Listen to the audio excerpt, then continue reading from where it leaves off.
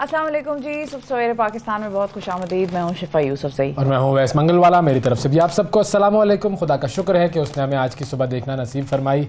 और आज की सुबह का आगाज़ साइंसी बात से करते हैं। बताएं बताएं। देखिए साइंसी बात क्या है कि मैं पढ़ रहा था इंसानी जिस्म के बारे में, इंसानी जहन के बारे में, मुख्तलिफ़ चीज़ें ज़ाहिर है जैसा एक शौक़ है कि एक्सप्लोर करें कि है क्या ये मामला। ये जो इतनी ज़बरदस्त मशीन एक बनाई हुई है अल्लाह ताला ने, इस मशीन में ऐसे क्या क्या जादू हैं जो कि हमारे सामने आते हैं अपने यूँ कह लीजिए कि काम के तौर पर, लेकिन उसके अंदर की फंक्शनिंग जो है वो हम समझ नहीं पाते। तो अब एक फंक्शन है दिमाग का, वो मैंने पढ़ा है। अच्छा, दिमाग में कुछ होते हैं न्यूरॉन्स, और उन न्यूरॉन्स का नाम होता है मिरर न्यूरॉन्स, यानी आईना जिसको आप कहें, आईना न्यूरॉन है वो, ठीक है। और उसका काम क्या होता है उस मिरर न्यूरॉन का? उस मिरर न्यूरॉन का काम ये होता है कि आप जब भी किसी से गुफ्तगू करते हैं, कुछ लोगों से आप इंटरेक्शन करते हैं, उन लोगों के साथ रहते हैं, बातचीत करते हैं, तो जो उनके जज्बात होते हैं, जो उनके इमोशंस होते हैं, वो कैच करते हैं और फिर वैसे ही इमोशंस आपके दिमाग में क्रिएट करते हैं, वैसे ही जज्बात। मतलब मिसाल के तौर पर मैं आपसे मिला, आप मुझे आया गुस्सा, हाँ, गुस्सा आया। अब मेरे मिरर न्यूरॉन ने क्या किया कि आपका जो इमोशन था वो किया कैच, और उसने मेरे दिमाग में वो इमोशन क्रिएट करना शुरू किया। तो अब मेरे अंदर ताकि आपको भी गुस्सा आए जी, या स्ट्रेस है अगर आपके अंदर, तो मुझे भी वो स्ट्रेस महसूस होना शुरू होगा। और मैं अगर किसी और से बात करूंगा तो उसे महसूस होगा कि जी ये देखो इसके अंदर स्ट्रेस है। तो इस तरह वो जो फीलिंग है वो बढ़ती चली जाएगी, फैलती चली जाएगी। अब ये जो चीज़ है, ये मिरर न्यूरॉन सिर्फ नेगेटिव इमोशंस के लिए काम नहीं करते, पॉजिटिव के लिए भी, पॉजिटिव के लिए भी काम करते हैं। अगर आप किसी ऐसे शख्स से मिलेंगे जो खुश होगा, हंस रहा होगा, मुस्कुरा रहा होगा, आप उससे बात करेंगे, वो आपको अच्छा फील करवाएगा, तो जो आपका मिरर न्यूरॉन है वो आपके जहन में वैसी ही कैफियत पैदा करेगा। फिर आप आगे किसी से बात करेंगे तो उसके जहन में भी अच्छी और खुशी की कैफियत बढ़ेगी। तो ये जो मिरर न्यूरॉन है ये हमें किस रूल की तरफ लेकर जाते हैं ज़िंदगी के? सोहबत का असर होता है, सोहबत का असर होता है। अब आपका कल इम्तिहान है, ठीक है, आप टेंशन में हैं, लेकिन है भाई है अल्लाह का शुक्र है। अरे अल्लाह का शुक्र तो है। टेंशन मुझे वैसे बहुत सारी बातों की है, इम्तिहान रिलेटेड नहीं है, टेंशन अलग है। थोड़ी सी ले ले, ऐसी ले ले, वो इम्तिहान रिलेटेड नहीं है। मेरे जात से जो मामलात हैं उसकी मुझे टेंशन नहीं है, जो बाकियों के अनकंट्रोलेबल फैक्टर्स हैं उनकी टेंशन ज्यादा होती है आपको उसकी तरफ से। एग्जाम का एक स्ट्रेस होता है ना कि इंसान के तैयार सेंटर में जाना है, एग्जाम देना है, पढ़ना है, हर एक को एक बैक ऑफ द माइंड होता है। अब आपके लिए मशवरा क्या है? आप पढ़े लिखे लोगों में मैं आप बात नहीं, आज का मशवरा तो ये है कि मैं किसी के साथ भी ना रहूं, मैं अपने ही साथ रहूं। मिरर न्यूरॉन आपका देखें क्या करेगा। मैं मिरर न्यूरॉन को आराम दूंगी ना कि आज वो किसी के इमोशन कैच ना करे। देखें, मैं पढ़ा लिखा आदमी, आज के दिन मैं अगर आवाम के साथ किसी के साथ बैठ गई तो तैयारी कौन करेगा? हाँ, ये तो है, तैयारी करें। बिल्कुल। आप दरअसल वो लास्ट मिनट वो वाले हैं ना, लास्ट मिनट स्टूडेंट्स हैं जिसमें 5-6 लोग सर मिला के खड़े होते हैं और कहते हैं कंबाइंड स्टडी कौन सा होगा, कौन सा वाला होगा, तो तू ये कर रहा है, चल मैं ये अटेम्प्ट करूंगा, फिर एक दूसरे को दिखा देंगे। ये वो भी उन लोगों में बैठे तो आइडियाज वैसे आते हैं। आइडियाज आप देखें ना, बहुत सारे ऐसे लोगों में आप बैठे जिनके पास आइडियाज आना शुरू होते हैं, तो आपका भी जहन चलना शुरू हो जाता है। अगर आप हर चीज़ चैट जीपीटी पे जाके सर्च करेंगे, आपका जहन जो है वो डल हो जाएगा। तो ये जहन को बेहतर करने के लिए जहनी एक्सरसाइजेस और अच्छी सोहबत का असर ये रखें, बिल्कुल, और ज़िंदगी को एंजॉय करें। Best of luck. हाँ, best of luck. Thank you जी, बहुत शुक्रिया। अब आपको लेकर चलते हैं हम ज़रा 60 सेकेंड न्यूज़ की तरफ और देखते हैं कि दुनिया में क्या हो रहा है। कराची में बल्दियाती ज़िमनी इंतखाबात, 7 यूसीज़ पर पीपल्स पार्टी ने कामयाबी हासिल कर ली, जबकि 4 यूसीज़ पर जमात इस्लामी कामयाब हुई। पाबंदी के बावजूद इस्लामाबाद में रैली निकालने पर पीटीआई रहनुमा असद उमर, राजा खुर्रम नवाज समेत 180 कारकुनान के खिलाफ मुकदमा दर्ज। 10 मई से जलसे करूंगा, इमरान खान का ऐलान। इमरान खान सड़कों पर आए तो घर भेजूंगा, राना सनाउल्लाह। आखिरी वनडे में शिकस्त, पाकिस्तान 2 दिन नंबर 1 रहने के बाद रैंकिंग में 3री पोजीशन पर आ गया। सरजमीन पाकिस्तान का बेटा हूं, जल्द दौरा करूंगा, Scottish first minister Hamza Yusuf. तुर्क सदर एर्दोआन का इस्तांबुल में इंतखाबी जलसा, रिकॉर्ड 17 लाख अफराद की शिरकत। भारतीय रियासत केरला में मुसाफिर बरदार किश्ती उलटने से बच्चों और औरतों समेत 21 अफराद हलाक। शाम की 1 दिहाई बाद अरब लीग में वापसी हो गई। अरब लीग वज़राए ख़ारजा इजलास में करारदाद मंजूर। और अमेरिका की रियासत टेक्सास के शॉपिंग सेंटर में फायरिंग, हमला आवर समेत 9 अफराद हलाक। 60 सेकंड न्यूज में हो गई जी। दुनिया का हाल अहवाल देख लें दुनिया का हाल अहवाल कैसा चल रहा है। अजीब मामला चल रहा है। अमेरिका में फायरिंगें हो रही हैं, 8-9 अफराद हलाक हो गए वहाँ पर। एक अजीब हंगामा मचा हुआ फायरिंग में, तो वो इम्प्रूव ही नहीं हो रहे बिल्कुल भी किसी भी तरीके से। उन्होंने बस सोचा हुआ है कि हम इम्प्रूवमेंट हम इस एरिया में तो दिखाएं ही ना।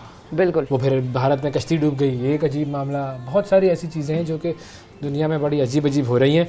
और पिछला जो वीकेंड गुजरा है उस पर तो खैर बादशाहत की ताजपोशी का सारा मामला था, अमल था। बिल्कुल। और सारी दुनिया जो है उसी तकरीब में खोई हुई थी। क्या शान शौकत थी भाई उस तकरीब की? आपने आधी शान शौकत तो हमारी तरफ से थी। वो तो हमारी थी, वो हमारी थी। बिल्कुल। मैं आपको जरा वो भी उसके बारे में भी इल्म के मोती जो हैं वो मैं आप में बांट दूं जरा, लोगों में भी।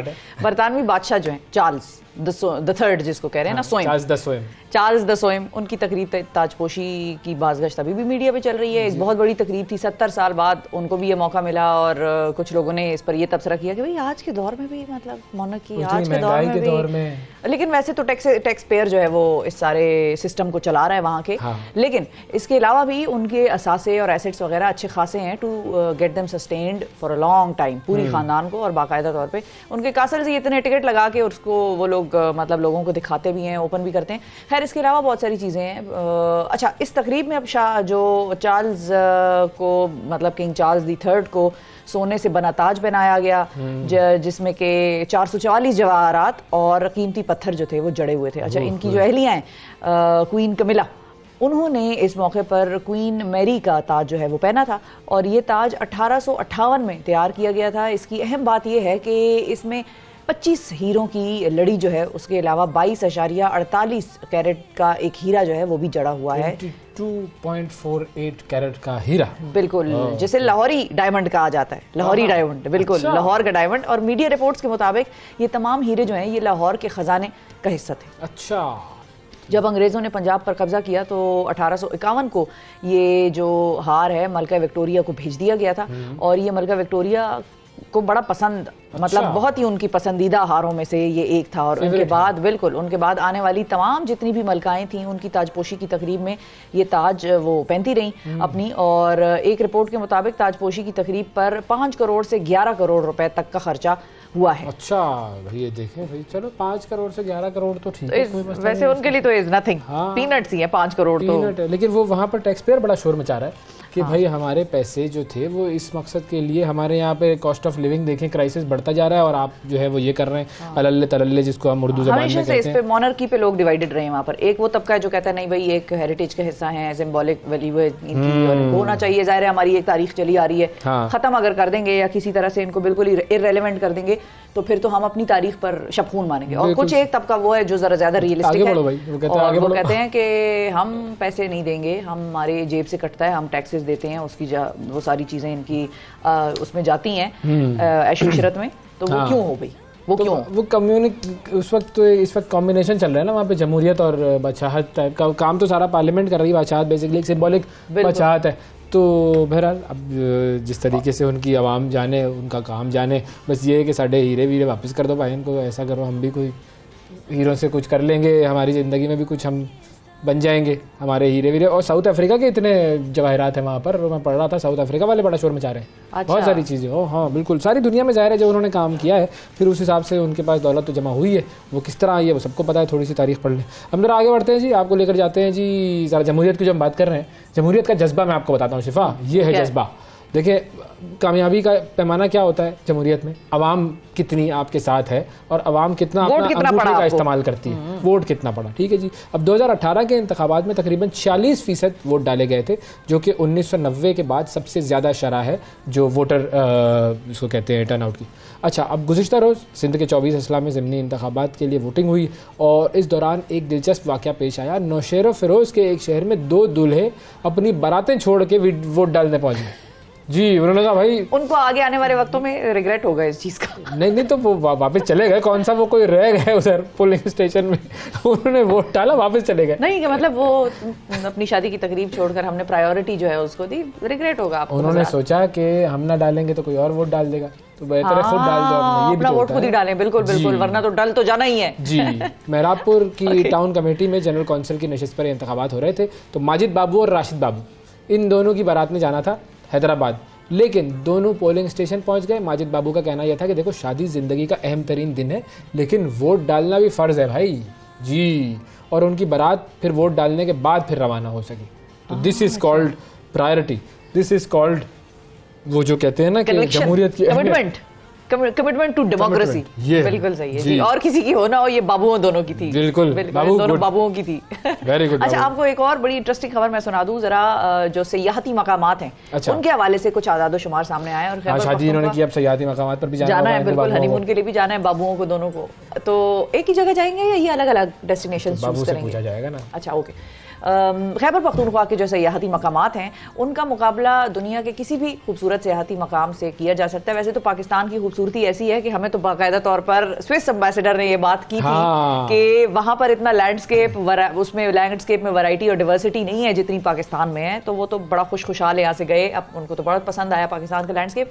लेकिन अगर हुकूमत तवज्जो दे थोड़ी सी भी तो पाकिस्तान सयाहत से अरबों डॉलर सालाना कमा सकता है। और अब भी सयाह जो हैं इन इलाकों का रुख कर रहे हैं। खैबर पख्तूनख्वा के महकमे जो सयाहत है उन्होंने बताया है कि गुज़िश्ता एक माह के दौरान 8,90,000 सयाहों ने सूबे का रुख किया है। कितने? 8,90,000 जी। और तकरीबन 9 लाख ही हो गए। हाँ। तकरीबन 9 लाख हो गए। जाहिर है मौसम इतना अच्छा, अब ये मौसम है बड़ा खतरनाक।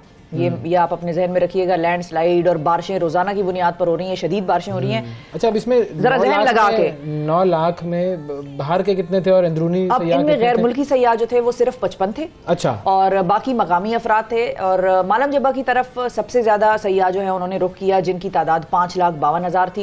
इसके बाद गलियात का नंबर आता है और 3,33,000 सयाहों ने इस खूबसूरत खित्ते का रुख किया। अच्छा, फिर कागान और नारान में 79,000, जबकि चित्राल लोअर जो है उसमें 23,000 सयाहों की आमद हुई। और दीर अपर जो है, अपर दीर जिसको हम कहते हैं, उसकी तरफ सबसे कम वैसे सयाहों ने रुख किया।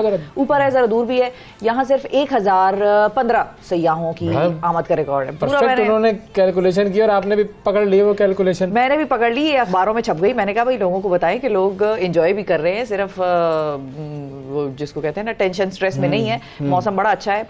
मौसम तो खैर इंतहाई खूबसूरत है आजकल, पूरे मुल्क में ही अच्छा चल रहा है, बेहतर चल रहा है। गर्मी आके नहीं दे रही है, सर्दी जाके नहीं दे रही है। पंखा लगाते हैं, फिर 15 मिनट बाद ख्याल आता है भाई कल वो मैं फिल्म देखने गया हुआ था ना, मनी बैक गारंटी, बड़ी मजेदार फिल्म थी, बड़ी अच्छी, मजा आया फिल्म देख के, फुल एंजॉय किया।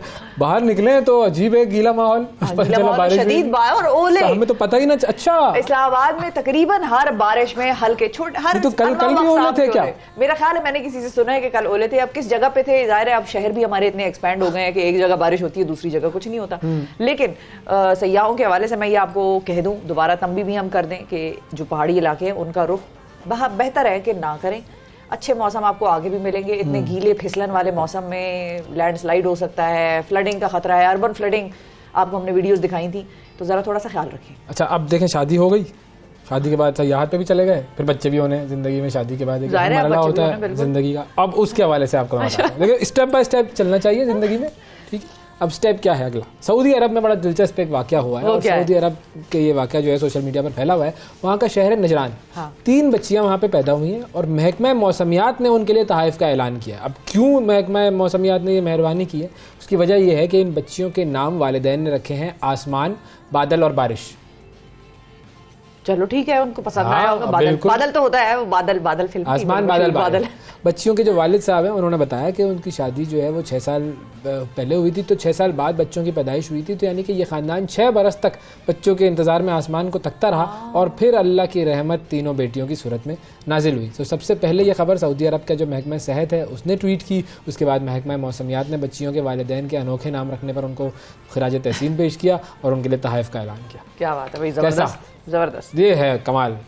मैं भी कोई नाम रखता हूँ बच्चे का, वजीर आजम, तोहफा दे देंगे वजीर आजम, सोचो सदर होगा, ये सदर है भाई, तो वो सदर से वगैरह में लेकर तोहफा दे देंगे अपनी कुर्सी, ये ले बेटा ऐश कर, अगला सदर तो। बिल्कुल सही। अच्छा, ये थी हमारी जी आज की कुछ अहम स्टोरीज। हमने सोचा आपकी तवज्जो जरा इनकी तरफ दिलाई जाए। और जगह पर भी शादियों का मौसम बना हुआ है। अब तो बस सीजन शुरू, क्या सीजन तो खैर वो अगस्त के बाद शुरू होता है, लेकिन शादियां वैसे भी फिर भी होती रहती है। शादी हर वक्त होनी चाहिए, शादी हर वक्त होनी चाहिए। और शादी होने के लिए आप शादी को आसान बनाएं, शादी को इतने लवाजमात से ना लाद दें कि जिसने शादी करनी है और जिसने शादी करानी है उनके लिए वबाले जान बन जाए। ऐसा ही है, बिल्कुल सही फरमाया आपने। अब मैं आपको एक और चीज़ की तरफ तवज्जो दिलाना चाहता हूँ, और वो तवज्जो इस तरह की है कि हुज़ूर अकरम सल्लल्लाहु अलैहि वसल्लम ने जो मस्जिद का तसव्वुर पेश किया था, उसकी जो सबसे बेहतरीन मिसाल उन्होंने बनाकर दी वो थी मस्जिद नबवी सल्लल्लाहु अलैहि वसल्लम मदीना में। और जब मदीना में ये मस्जिद बनी गई थी तो इस मस्जिद में एक तो ज़ाहिर है नमाज का तो एहतमाम होता ही था, लेकिन नमाज के एहतमाम के अलावा जितने भी मामलात थे, जो दीनी मामलात हों या दुनियावी मामलात हों, वो सब उसका जो सेंटर था वो मस्जिद था। यानी कि मस्जिद एक सोशल सेंटर, एक कम्युनिटी सेंटर का दर्जा रखती थी उस ज़माने में, जो मॉडल हुज़ूर अकरम सल्लल्लाहु अलैहि वसल्लम ने पेश किया था, क्योंकि उसके अंदर ही तालीम हासिल करते थे असहाब सुफ़ा, उसके अंदर ही बहुत सारे ऐसे जो वफूद थे वो आते थे। और नजरान का जो हमने जिक्र किया, नजरान से जो ईसाई आए थे, हुज़ूर सल्लल्लाहु अलैहि वसल्लम ने उनको कहा कि भाई आप यहीं पर इबादत कर लीजिए, तो उसके अंदर गैर जो मजहबी गैर मुस्लिम जो लोग थे वो भी आते थे, उनकी अगर कोई काम होता था तो वो भी करते थे। उधर ही जो है वो कैदियों को भी लाया जाता था, वहीं पर उनको बांध भी दिया जाता था अगर कोई इस तरह का मामला होता था। सज़ा व जज़ा के फ़ैसले, अदालत, काजी, ये सारा जो मामला था ये मस्जिद में होता था। अब मस्जिद के अंदर, और वो बल्कि एक और बड़ी बहुत अहम मिसाल जो मुझे याद आई अभी, कि हज़रत आयशा सिद्दीक़ा रज़ी अल्लाह ताला अन्हा हुज़ूर सल्लल्लाहु अलैहि वसल्लम के पीछे खड़ी होकर वो खेल देख रही थी, जो कुछ हबशी आकर जो है वो खेल रहे थे जी। और वो भी मस्जिद में ही वो मामला हो रहा था उसके सहन के अंदर। ये सारी इस्लामी तारीख़ है, मैं अपनी तरफ से कुछ नहीं बता रहा हूँ। तो ये सारे मामला मस्जिद में होते थे।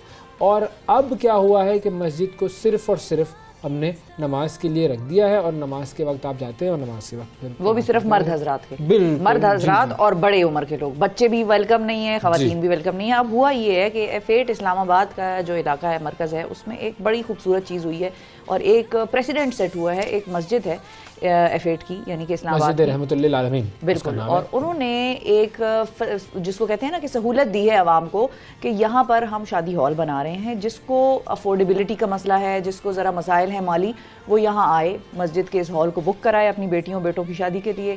यहाँ पर उनको खाना पीना, वो सारे लवाजमात, स्टेज की सेटिंग, हर चीज़, दुल्हन का कमरा, हर चीज़ जो है वो फ्री है और हम वेलकम करेंगे जो भी आए। बिल्कुल। और हम आज इसी मस्जिद के हवाले से बात करेंगे और हमारे साथ मौजूद हैं डॉक्टर उबैदुर रहमान साहब, जो कि मस्जिद रहमतुल्लिल आलमीन के रूह रवां हैं। अस्सलाम वालेकुम सर। वालेकुम सलाम तुल्लाह। अच्छा उबैदुर रहमान साहब, ये बताएं कि अब बुनियादी तौर पर जो मस्जिद का तसव्वुर है, जिस तरह अवैस ने बताया कि वो एक कम्युनिटी सेंटर था, ये तब्दील कैसे हो गया हमारे यहाँ आजकल के इस मतलब पहले जो था वो हुज़ूर सल्लल्लाहु अलैहि वसल्लम के दौर का, मैंने बताया वो था मामला, तो अब जो है वो कुछ और है। कैसे चेंज हुआ ये तब्दील कैसे हुआ? ये तो एक ऐसा सवाल है कि जो एक अलमिया है और इसकी तफसील है। ये 1300 साल का एक सवाल है, लेकिन जो हो चुका वो हो चुका। अब हमें उस तब्दीली से असल तब्दीली की तरफ जाना है। अगर हम अपनी मसाजिद को नबी करीम सल्लल्लाहु अलैहि वसल्लम की मस्जिद की तरह बना दें तो पाकिस्तान ख़ुद ब खुद एक मदीना की रियासत की शक्ल पेश कर देगा। पाकिस्तान एक रियासत मदीना की झलकियाँ पेश कर देगा। मस्जिद मरकज़ दुआ है, मरकज़ सदा है, मरकज़ तबलीग है, लेकिन रसूलुल्लाह सल्लल्लाहु अलैहि वसल्लम की मस्जिद इससे आगे बढ़कर मरकज़ पनाह भी थी, मरकज़ ग़िज़ा भी थी और मरकज़ शिफा भी थी। वहाँ पर मरीज़ भी लाए जाते थे, वहाँ पर दुखी लोग भी आते थे, वहाँ पे अपनी ख़वातीन शिकवे भी लेके आती थीं। बेटी बाप से अपना हक़ लेने के लिए रसूलुल्लाह सल्लल्लाहु अलैहि वसल्लम की खिदमत में आती थी। वहाँ पर कैदी भी ला के रसूलुल्लाह सल्लल्लाहु अलैहि वसल्लम की सामने बांध दिए जाते थे। वहीं से लश्कर रवाना होते थे, वहीं पे मामलात तय पाते थे। हमें ये नहीं देखना कि हम डूबे कैसे, अब हमें देखना यह है कि हम निकलें कैसे और हम अपनी परवाज़ कैसे करें।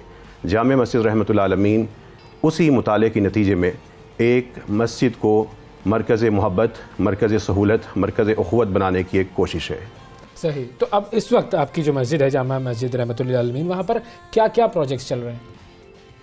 अगर कोई भूख का शिकार है, मस्जिद रहमतुल्लाह आलमीन आ जाए, वहाँ पे रोज़ाना मस्जिद दस्तरखान लगता है। अच्छा। उसके दरवाज़े पर एक फ्रिज रखा हुआ है, कोई शख्स भूखा है वहाँ पे आए, खाना निकाल के वहाँ से ख़ुद खा ले। अगर कोई बीमार है तो मस्जिद क्लिनिक मौजूद है। अगर किसी के पास दवाई नहीं है तो वो दर्द और तकलीफ़ बर्दाश्त न करे, मस्जिद फार्मेसी मौजूद है। अच्छा। आए और वहाँ से दवाई हासिल कर ले।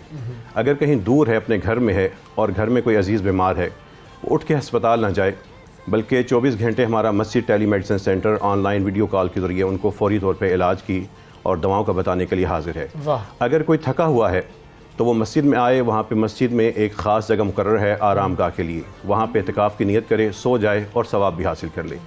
अगर कोई अपने बेटे और बेटियों की शादी करना चाहता है, खा वो खुशहाल है, खा वो मुतवस्सित तबके से है और खा वो सफ़ेद पोश तबके से है, मस्जिद हाल मौजूद है, क्रॉकरी मौजूद है, कैटरिंग का सारा सामान मौजूद है। मस्जिद रहमतुल्लाह आलमीन उनकी ज़ियाफ़त करेगी, अपने बेटे और बेटियों को शरीयत के मुताबिक अच्छे तरीके से, बावकार तरीके से अज़ान की गूंज में नमाज के साथ मुंसलिक करते हुए और दुआओं के साथ रुखसत कर दे। यह है जामिया मस्जिद रहमतुल्लाह आलमीन का एक पहलू। अगर कोई तलाक देने पे तुला हुआ है तो हमारा ये ऐलान है, तलाक न देना, मस्जिद आ जाना, एक दफ़ा मस्जिद आ जाए। अगर कोई बेटी अपने खामन से तंग आकर तलाक लेने पे तुली हुई है, हमारा ये ऐलान है, तलाक न देना, तलाक न लेना, मस्जिद आ जाना। वहाँ पे मस्जिद फैमिली कौंसल मौजूद है। अगर कोई मज़लूम किसी भी हवाले से किसी जुल्म का शिकार है तो मस्जिद लीगल एड फोरम मौजूद है, वो मस्जिद में आ जाए, 4 वकला उसकी मदद के लिए वहाँ पर मौजूद हैं। ये मुआशरे की जितनी भी तंगदस्ती है, मुआशरे में जितना भी जबर है, सितम है, बेटियों पे है, ख़वातीन पे है, मस्जिद के पास उसका हल मौजूद है। इसलिए कि मस्जिद मरकज़ है मुसलमानों का, मस्जिद मरकज़ है इंसानियत का, मस्जिद मरकज़ है मोहब्बत का, मस्जिद बांटने का नाम है, मस्जिद संभालने का नाम है, मस्जिद एक रियासत है, मस्जिद एक असम्बली है, मस्जिद सबसे बड़ी NGO है। ये वो NGO है जो हर वक्त, हर जगह, हर वक्त मौजूद है, हर गली में मौजूद है। सबसे बड़ी NGO वाकई। तो डॉक्टर साहब, इतना काम हो रहा है, आप लोगों की मस्जिद इतने फलाही मंसूबे जो है वो चला रही है, इन सब के लिए फंडिंग का क्या हिसाब किताब होता है? वैसे तो लोग मस्जिद में आके अतिया भी करते हैं, लेकिन फंड्स आप लोग किस तरह से फिर मैनेज करते हैं? जो नेक काम है इनको चलाने वाला अल्लाह की ज़ात है, बेशक, और इन नेक कामों को फ़ंड से ज़्यादा इखलास की ज़रूरत होती है। जब इखलास से ये काम किए जाएँ तो अल्लाह के बंदे खुद इसमें शामिल हो जाते हैं। जामे मस्जिद रहमतुल्लाह आलमीन से वाबस्ता लोग और नमाजी भी एक काफ़िला रहमत है जो खामोशी से, गुमनामी के साथ ये सारे के सारा निज़ाम चला रहे हैं। जामे मस्जिद रहमतुल्लाह आलमीन के साथ जो भी इसमें शामिल होना चाहे वो ऑनलाइन ट्रांसफ़र या किसी भी शक्ल में शामिल हो सकता है। लेकिन जामे मस्जिद रहमतुल्लाह आलमीन की एक पॉलिसी और भी है कि जामे मस्जिद रहमतुल्लाह आलमीन के मुसल्ले पे खड़े होने वाले इमाम किसी से मांगेंगे नहीं, किसी के सामने अपना हाथ नहीं फैलाएंगे, बल्कि अल्लाह ताला से दुआ करते हैं और काम होते चले जाते हैं।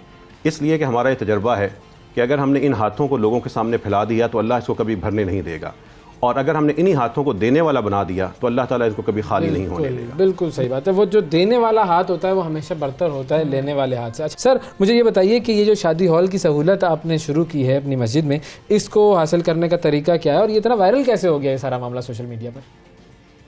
मस्जिद मैरिज हॉल के हवाले से 2 चीज़ें अहम है, ये क्यों है और इसका तरीक़ाकार क्या है। क्यों है इसलिए कि आप यहाँ पे अपने इसी दफ्तर के इर्द गिर्द जो हमारे मुतवस्सित तबके के साथी मौजूद हैं उनसे पूछें, जो नौजवान यहाँ पे जॉब कर रहे होंगे, बेटियाँ कर रही होंगी, उन्होंने कर्ज़े लिए होंगे कि बेटी की शादी है, बहन की शादी है, उसके लिए जोड़ रहे हैं, कमेटियाँ डाली होंगी, एडवांस कर्ज़े लिए होंगे। मस्जिद रहमतुल्लाह आलमीन के सामने और हर मस्जिद में भी सुबह शाम ऐसे सफ़ेद पोश खुददार लोग आते हैं कि जो मजबूर हैं, मांगने वाले नहीं हैं, पेशावर भकारी नहीं हैं, लेकिन अपनी डूबी आंखों के साथ और अपने सिसकते होंठों के साथ ये कान में आके कहते हैं, घर में बेटियां बैठी हैं, ज़ालमाना रस्म व रवाज है, महंगाई ने कमर तोड़ के रख दी है, बेटी को रुख्सत करना है, लेकिन हमारे पास कुछ नहीं है, हमारी मदद कीजिए। अगर हम उनको 5, 10 या 15 हज़ार फ़ी बाप दे के मस्जिद के मखसूस फ़ंड में से रवाना कर भी देते हैं, ये हल नहीं है। वो आज इस दरवाजे से गया, अब अगले दरवाजे पे जाएगा, वहाँ पे धक्का खाएगा। माँ, वो बेवा माँ आएगी, अब वो दर दर पे जाएगी, ठोकरें खाएगी और इसकी ज़िंदगी इसी तरह जोड़ते हुए गुजर जाएगी। बिल्कुल। हम कौम नहीं हैं, हम उम्मत हैं। कौम बड़ी महदूद चीज़ होती है। रसूलुल्लाह सल्लल्लाहु अलैहि वसल्लम हमें उम्मत के तौर पर छोड़ के गए हैं। हमने अपनी उम्मत के इन सफ़ेद पोश लोगों का एहसास क्यों ना किया? हमारी माएँ धक्के क्यों खाएँ? इसीलिए जामे मस्जिद रहमतुल्लाह आलमीन से वाबस्ता काफ़िला रहमत के दिल में ख्याल आता था कि हम इनके लिए कोई ऐसा निज़ाम बनाएं कि इनका ये मसला हल हो जाए। इसलिए ये बराह रास्त एक रिलीफ़ है, एक ख़ानदान के लिए, एक बेटी के लिए, एक बेटे के लिए 1,50,000 का कम अज़ कम इस्लामाबाद या किसी बड़े शहर में आपको छोटा सा एक होटल मिलता है। बिल्कुल, ये बराह रास्त रिलीफ़ है। जब हुकूमतें नाकाम हो, इदारों की तरजीह गरीब ना हो, वो आपस में बंदर बांट के खेल में मसरूफ़ हो, तो मस्जिदें सबसे बड़ी हुकूमत हैं, मस्जिदें सबसे बड़ा ज़रिया खैर हैं। हम इन मस्जिदों के ज़रिए अपनी माओं को, अपनी बेटियों को, अपने भाइयों को धक्के नहीं खाने देंगे। ये ऐलान है जामे मस्जिद रहमतुल्लाह आलमीन का कि एक बेवा माँ की कितनी ही बेटियाँ क्यों ना हो, किसी भाई की कितनी ही बहनें क्यों ना हो, वो बेखौफ हो जाए, अपनी बहनों को अच्छे तरीके से बावकार तरीके से रुखसत करने के लिए जामे मस्जिद रहमतुल्लाह अलमीन आ जाए। वहाँ पर तमाम लवाजमात भी मौजूद हैं, तमाम सहूलियात भी मौजूद हैं। अच्छा, अब दूसरी इसके बात उसको है कि फैसिलिटी ये को किस हासिल तरीके करने से का तरीका भी अगर थोड़ा सा अगर और हम लोगों बता के दें। पास किस तरह की फैसिलिटीज़ होंगी इसमें? जितनी भी सहूलियात एक बावकार तकरीब के लिए चाहिए होती हैं वहाँ पे मौजूद हैं। एयर कंडीशन हॉल है, कारपेटेड हॉल है, क्रॉकरी के सामान है, सीटिंग अरेंजमेंट है, मर्दों ख्वातीन के लिए अलग अलग बैठने का और खाने का इंतज़ाम है, ब्राइडल रूम है। दुल्हन के तैयार होने के लिए जो लवाजमात हैं वहाँ पे मौजूद हैं। दुल्हन का तैयार होना और ये सब चीज़ें रसूलुल्लाह सल्लल्लाहु अलैहि वसल्लम और सहाबा किराम और तबा ताबईन के दौर में कभी शादी ऐसी नहीं हुई कि सिर्फ बेटी को मुँह हाथ धुला दिया और भेज दिया। हाँ। लेकिन ऐसा भी नहीं है कि जिस तरीके से हमारे यहाँ एक कल्चर बन चुका है और एक बेटी को स्टेज पे बिठा के सरेआम सबके सामने दिखा दिया। हमें अपना सही शरई तरीका ढूंढना है जिसमें फितरी तौर पे खुशी के भी तमाम लवाजमात मौजूद हैं और कोई जबर और पाबंदी नहीं है। एक तरफ हमारा दुनियादार तबका शादी पे इसराफ़ कर रहा है, दूसरी तरफ कुछ मजहबी तबका ऐसा पैगाम देता है कि शादी पे इतनी सादगी हो कि गोया एक शादी और जनाजे के दरमियान फ़र्क ही ना हो। ये भी एक गलत है। हम दीन के नाम पर लोगों पर ऐसी पाबंदी क्यों लगा रहे हैं जो अल्लाह ताला या उसके रसूल ने नहीं लगाई। सही। अच्छा, अब मैं जब वहाँ पर विजिट किया मैंने मस्जिद में, तो मैंने देखा वहाँ एक रूम में बहुत सारे शादी के जोड़े भी पड़े हुए थे, ख़वातीन के, लड़कों के भी कुछ थे। अच्छा। तो वो क्या सिलसिला है? वो जो ड्रेसेस और गिफ्ट्स आपने देखे हैं ये है असल पाकिस्तान, और यही वो पाकिस्तान है जो आपको ज़्यादा अपनी स्क्रीन पे उजागर करना चाहिए। जब हमने 4 दिन पहले ये पोस्ट की रात 10 बजे, तो सुबह 9-10 बजे हमारे पास लोगों की तरफ से तहाइफ आना शुरू हो गए। तहाइफ आ रहे थे कि कोई जो बेटियां आएंगी, जो बेटे आएंगे, जो सफ़ेद पोस्ट लोगों के होंगे, उन इस नेकी में हमारा भी हिस्सा डाल लें। और हमारे पास वहाँ पे दर्जनों बेटियों के लिए तहाइफ जमा हो चुके हैं। अरे वाह। बेटों के लिए तहाइफ जमा हो चुके हैं। अभी हमने बेटियों के लिए ऐलान किया है। आप एक बेटों के हवाले से और जहेज़ के हवाले से एक बहुत शानदार ऐलान का इंतज़ार कीजिए। अच्छा। इंशाअल्लाह एक ज़बरदस्त ऐसा प्रोग्राम जो अमली भी है, मुमकिन भी है, जामे मस्जिद रहमतुल्लाह अलमीन से इंशाअल्लाह उसका भी ऐलान होने वाला है। ज़बरदस्त, क्या बात है। इंतजार अच्छा, करेंगे। हाँ, अच्छा ये बताएं कि इस मस्जिद में शादी की ये फैसिलिटीज़ हासिल करने के लिए कोई भी आ सकता है? किसी भी मकतबा फ़िक्र से आ सकते हैं लोग, या एक ख़ास तबका है जो कि यहाँ पर आना चाहिए? देखिए, हमें तो एक मकतबा फ़िक्र का पता है, वो है रसूलुल्लाह सल्लल्लाहु अलैहि वसल्लम की उम्मत भाई वाह। और इंसानियत। कोई भी मुसलमान और कोई भी पाकिस्तान का शहरी खा वो मुसलमान नहीं है, अच्छा। अगर उसने अपनी बेटी को रुखसत करना है और वो मजबूर है, हम किस तरह उसको रोक सकते हैं? रसूलुल्लाह सल्लल्लाहु अलैहि वसल्लम की उम्मत होने का मतलब ये है कि इंसानों को भी संभालना है। इसलिए कोई भी शख्स आए, अपनी मर्ज़ी के निकाह खां लेके आए, अपने फ़िरके के आलम दीन को लेके आए, हम उसकी ज़ियाफ़त भी करेंगे, वो हमारे मेहमान होंगे। और इसी तरह अगर कोई गैर मुस्लिम पाकिस्तान में, इस्लामाबाद में बतौर ख़ास एक बड़ी तादाद हमारी मसीही बरादरी की है, जी, हमारे घरों में वो सफाइयाँ कर सकते हैं, हमारे घरों में वो काम कर सकते हैं, हमारे साथ दफ्तरों में काम कर सकते हैं, तो हम उनको सहूलत क्यों नहीं दे सकते? हम बैठेंगे तो खैर के दरवाजे खुलेंगे। भाई वाह वाह वाह, दिल जीत लिया सर आपने ये बात करके, और ये बात वाकई सबके लिए बड़ा अहम मैसेज है। अच्छा, अब एक और चीज़, इस मॉडल को पाकिस्तान की बाकी मसाजिद कैसे रेप्लिकेट कर सकती हैं? बाकी जो मसाजिद हैं वो कैसे शामिल हों इस नेकी के काम में? आप एक सर्वे कीजिए, पाकिस्तान के हर शहर में एक शहर में हज़ारों ऐसी बेटियां होंगी जो रुखसती की मुंतज़िर होंगी, उनका बाप जोड़ रहा होगा, उनकी माँ भी जोड़ रही होगी। हज़ारों बेवाएँ ऐसी होंगी जो दर दर पे जाती होंगी, चंद रुपए जमा करती होंगी। ये एक सर्वे कीजिए तो ये तादाद हर शहर में हज़ारों में है और पूरे पाकिस्तान में लाखों में है। अब पूरे पाकिस्तान के उन लाखों बेटियों में से एक बेटी के अगर खाने पे और उसकी शादी की तकरीब के लिए किसी छोटे से छोटे हॉल की बुकिंग कर गई, फ़र्ज़ कीजिए कि 2 लाख रुपए या 1.5 लाख रुपए खर्च आता है, उस 1.5 लाख को उस लाखों की तादाद से ज़रब दीजिए तो अरबों के अखराजात बनते हैं। ये अरबों के अखराजात जमा करने के लिए वो लाखों लोग सिसकते रहते हैं। बेटी पैदा होती है तो हमने इतना ज़ालमाना कल्चर बना दिया है कि बाप जोड़ने में लगता है और माँ संभालने में लगती है, और उनकी फिर ज़िंदगी के आखिरी साल और आखिरी लम्हात इसी में गुजरते हैं। ये जुल्म कहाँ से है? इस जुल्म को हम मस्जिद के ज़रिए ख़त्म कर सकते हैं। अगर पाकिस्तान के सिर्फ 1% बल्कि 0.5% जो मसाजिद अगर इस निज़ाम को संभाल लें और एक शहर की 5 या 10 बड़ी मसाजिद मस्जिद मैरिज हॉल का एक हिस्सा मुकर्रर कर दें, तो उन लोगों के लिए बराह रास्त ये करोड़ों नहीं अरबों रुपए का रिलीफ है। जो मसाजिद का ख्याल रखने वाले मुखय्यर हजरात हैं, उनके लिए मैं सादा से तरीके से इन अल्फाज इस तरीके की वजाहत कर देता हूँ। 5 से 7 लाख रुपए में 100 लोगों के लिए, 150 लोगों के लिए कैटरिंग का मुकम्मल सामान आ जाता है।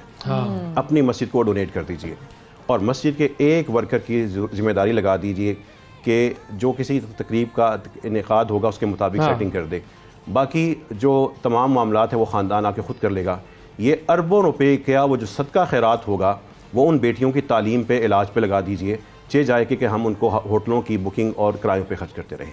बिल्कुल वाह, सही है वाह, जी। क्या बात कमाल है, कमाल बड़ा इनिशिएटिव जबरदस्त है मॉडल भाई, है ये। और ये हो जाए तो सारे लोगों के मसाइल ही हल हो जाएं, बहुत सारे लोगों के मसाइल हल हो जाएं। बहुत शुक्रिया अदा करेंगे। डॉक्टर उबैदुर रहमान साहब हमारे साथ मौजूद थे, मस्जिद रहमतुल्लिल आलमीन F8 में मौजूद है, और जो लोग चाहते हैं कि वो अपनी आंखों से जाकर इस खूबसूरत इक़दाम को देखें तो मस्जिद वहाँ पर मौजूद है, हॉल्स वहाँ पर मौजूद जी। हैं, सहूलियात वहाँ पर मौजूद हैं, आप जाएँ और वहाँ शादियों के लिए इसको इस्तेमाल भी कर सकते हैं। बिल्कुल ठीक है जी। आगे बढ़ते हैं जी। डॉक्टर मुबारक हसन, आपने नाम सुना होगा जी, डॉक्टर मुबारक अली पाकिस्तान के बड़े मायनाज हिस्टोरियन हैं, स्कॉलर हैं, और बड़े ज़बरदस्त इनके आर्टिकल्स और किताबें होती हैं। एक सोशल मीडिया पर वीडियो वायरल है और इसमें डॉक्टर मुबारक साहब ये बात कर रहे हैं कि किताबें जिनको छापने के लिए दी जाती हैं पब्लिशर्स, तो जो उनके पब्लिशर्स हैं उन्होंने अब वो पैसे देने से उन्हें इनकार कर दिया है। ये मामला क्या है और क्यों पाकिस्तान के इस कदर अजीम लोग इस तरह की मुश्किलात का शिकार हो जाते हैं, डॉक्टर मुबारक साहब से ही जानते हैं। हम हमारे साथ मौजूद हैं जी। अस्सलाम वालेकुम डॉक्टर साहब। वालेकुम अस्सलाम जनाब। बहुत शुक्रिया डॉक्टर साहब, आपने अच्छा वक्त जी, निकाला आपने प्रोग्राम के लिए। सवाल किया है। फर्स्ट ऑफ ऑल सबसे पहले अगर आप ये थोड़ा सा बता दें कि ये सारा मामला हुआ क्या और क्यों आपको ये एहतजाज एक तरह से या ये बात कहने की ज़रूरत पड़ी। अच्छा देखिए, वजह उसकी ये है कि पाकिस्तान की सोसाइटी में अब एक ये रस्म चल पड़ी है कि लिखारी या मुसन्निफ जो बाज़ औक़ात कई साल लगा कर किताब लिखता है, ख़ासतौर से अगर वो किताब तारीख़ के मौजू पर हो तो उसको बड़ी तहक़ीक़ करना पड़ती है। लेकिन जब पब्लिशर उस किताब को छापता है तो आमतौर से पब्लिशर रॉयल्टी देने से इनकार कर देते हैं। अच्छा, रॉयल्टी देने का इससे पहले जो रिवाज था वो ये था कि 10% रॉयल्टी किताब की दी जाती थी। लेकिन यहाँ पर आपको पता है हमारी सोसाइटी में कितनी बेईमानियाँ हैं। मसलन पब्लिशर ये कहता है कि मैंने 500 किताबें छापी हैं, जबकि वो 1000 किताबें छापता है, और 500 किताबें की भी अगर आपको रॉयल्टी दे दे तो बहुत है। आमतौर से अब तो रॉयल्टी देने का रिवाज बिल्कुल ही नहीं रहा। फिर किताब के ऊपर वो जो साल लिखते हैं, जैसे उन्होंने 2012 का साल लिखा तो वो साल चाहे वो उसके 5, 6 या 8 एडिशन भी छाप लें तो वही साल चलता रहता है, तब्दील नहीं होता। तो सवाल ये है कि इस सूरत हाल में अगर कोई ये चाहे कि महज लिख कर और अपना गुजारा कर ले तो पाकिस्तान में वो नामुमकिन है। या तो ये है कि वो कोई दूसरा काम तो आपके साथ क्या हुआ स्पेसिफिकली अगर हम बात करें? महज आपके पब्लिशर ने आपके साथ क्या किया? अच्छा, मेरे साथ ये हुआ कि ये फिक्शन हाउस इदारा है और इनका एक ज़ैली इदारा भी है जो तारीख़ पब्लिशन कहलाता है। इनके साथ मेरा एक मायदा 2012 के अंदर हुआ था, जिसमें ये तय पाया था कि ये मुझे हर महीने एक ख़ास रकम दिया करेंगे। शुरू में इन्होंने दी है मुझे 25,000 महीने की, और ये था कि हर साल 10% इजाफा करेंगे।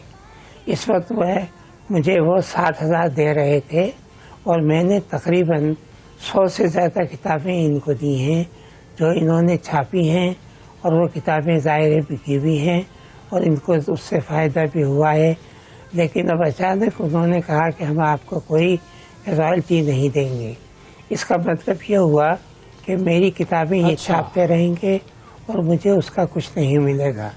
तो इसलिए मैं ये चाहता हूँ कि ये जो जुल्म है इसको रोका जाए, कि ये मेरी किताबें नहीं छापें और ना ही आइंदा मेरी किताबें फ़रोख्त करें, और ना ही इनके पास जो मेरे मसवदात हैं वो मुझे वापस करें, क्योंकि ये लोग जो हैं परवाह किए बगैर पाकिस्तान में जो भी कॉपीराइट्स के असूल हैं उसकी ये परवाह नहीं करते हैं। ये किताबें छापते रहते हैं खुफिया तौर पर भी, और हमारे लिए बड़ा मुश्किल होता है कि इसको हम चेक करें कि इन्होंने कितनी किताबें छापी हैं, कितनी बेची हैं। और अब तो चूँकि उसने इनकार कर दिया कि मुझे कोई रॉयल्टी भी नहीं देगा। कितनी रकम इन्होंने हर महीने आपको देनी थी? इन्हें अब जाकर यानी 2012 से लेके अब जाकर इनको 60,000 मुझे महीने की देना थी, जबकि मेरी 100 किताबें हैं और 50 के खिलाफ हम तारीख का एक रिसाला निकालते हैं, वो भी है। तो आप ये समझिए कि 150 के करीब मेरी तालीफात हैं जो इनके पास हैं और जो इन्होंने कई एडिशन छाप के मतलब के उनसे प्रेस मुनाफा कमाया है। लेकिन अब वो कहते हैं तो हम कोई लीगल एक्शन ले रहे हैं आप इस हवाले से? इसका मतलब है अब मैंने मतलब कि एक तो पब्लिक से अपील की है, देखिए मेरे जो पढ़ने वाले हैं उनसे मैंने कहा है कि एक ऐसे इदारे का बाइकआउट किया जाए, और दूसरा ये कि मैं चाहता हूँ कि इनके ऊपर अखलाकी तौर पे दबाव डालना चाहिए कि ये मेरी किताबें न छापें, और जो किताबें इनके पास हैं बताएं कि कितनी इनकी तादाद है वो मुझे बताएं, और मुझे उन किताबों की रॉयल्टी दें। तो अभी तक मैंने कोई कानूनी एक्शन तो नहीं दिया बहुत है। शुक्रिया अदा करेंगे कि डॉक्टर मुबारक अली महज हमारे साथ मौजूद थे और बता रहे थे कि किस तरीके से जो पब्लिशर्स हैं उनके साथ जो मुसन्निफीन का जो तनाज़ा होता है वो रॉयल्टी की मद में होता है, और वो रॉयल्टी जो है वो ज़ाहिर है मिलनी चाहिए। एक राइटर जो है उसका एक काम है, इंटेलेक्चुअली उसने एक काम प्रोड्यूस किया है, हमेशा उसको उस चीज़ की रॉयल्टी मिलनी चाहिए। बैरून मुल्क तो ये बहुत होता है, हमारे यहाँ पर ज़ाहिर है हमारे यहाँ घपले क्योंकि आप जानते हैं कि रोज़ाना की बुनियाद पर हो रहे होते हैं, तो इसलिए यहाँ पर किसी को इस चीज़ से कोई सरोकार होता भी नहीं है, परवाह भी नहीं होती कि भाई एक राइटर को नहीं दिए तो नहीं दिए। खैर बहरहाल मुबारक साहब ने आवाज़ उठाई है, अल्लाह करे कि इसका एक कोई खातिर खा नतीजा निकले। एक दिन की तरफ बढ़ते हैं। आज का दिन जो है वो बड़ा अहमियत का हामिल है। एक तहकीक के मुताबिक पाकिस्तान में हर साल 5,000 बच्चे थैलेसीमिया की बीमारी के साथ पैदा होते हैं, और पाकिस्तान में 1 करोड़ से ज़ायद अफराद ऐसे हैं जो इस बीमारी के कैरियर हैं, और ये ऐसे अफराद हैं जो ख़ुद तो इसमें मुब्तला नहीं होते लेकिन उनके बच्चों में इस बीमारी का ख़तरा मौजूद होता है, और इसलिए माहिरीन शादी से पहले थैलेसीमिया का टेस्ट कराना ज़रूरी करार देते हैं।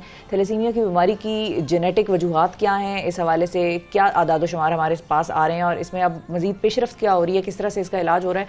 हमारे साथ डॉक्टर साकिब अंसारी मौजूद हैं, और ये लिए है कि जिन्होंने खुद अपने 2 बड़े प्यारे बच्चे थैलेसीमिया की वजह से खोए, और उसके बाद इन्होंने फैसला किया कि हम थैलेसीमिया के लिए पाकिस्तान में काम करेंगे। चैरिटेबल ऑर्गेनाइजेशंस भी चलाते हैं और थैलेसीमिया के लिए बेशुमार जो है वो खिदमात सर अंजाम दे रहे हैं। डॉक्टर साकिब अंसारी हमारे साथ मौजूद हैं। अस्सलाम वालेकुम डॉक्टर साहब।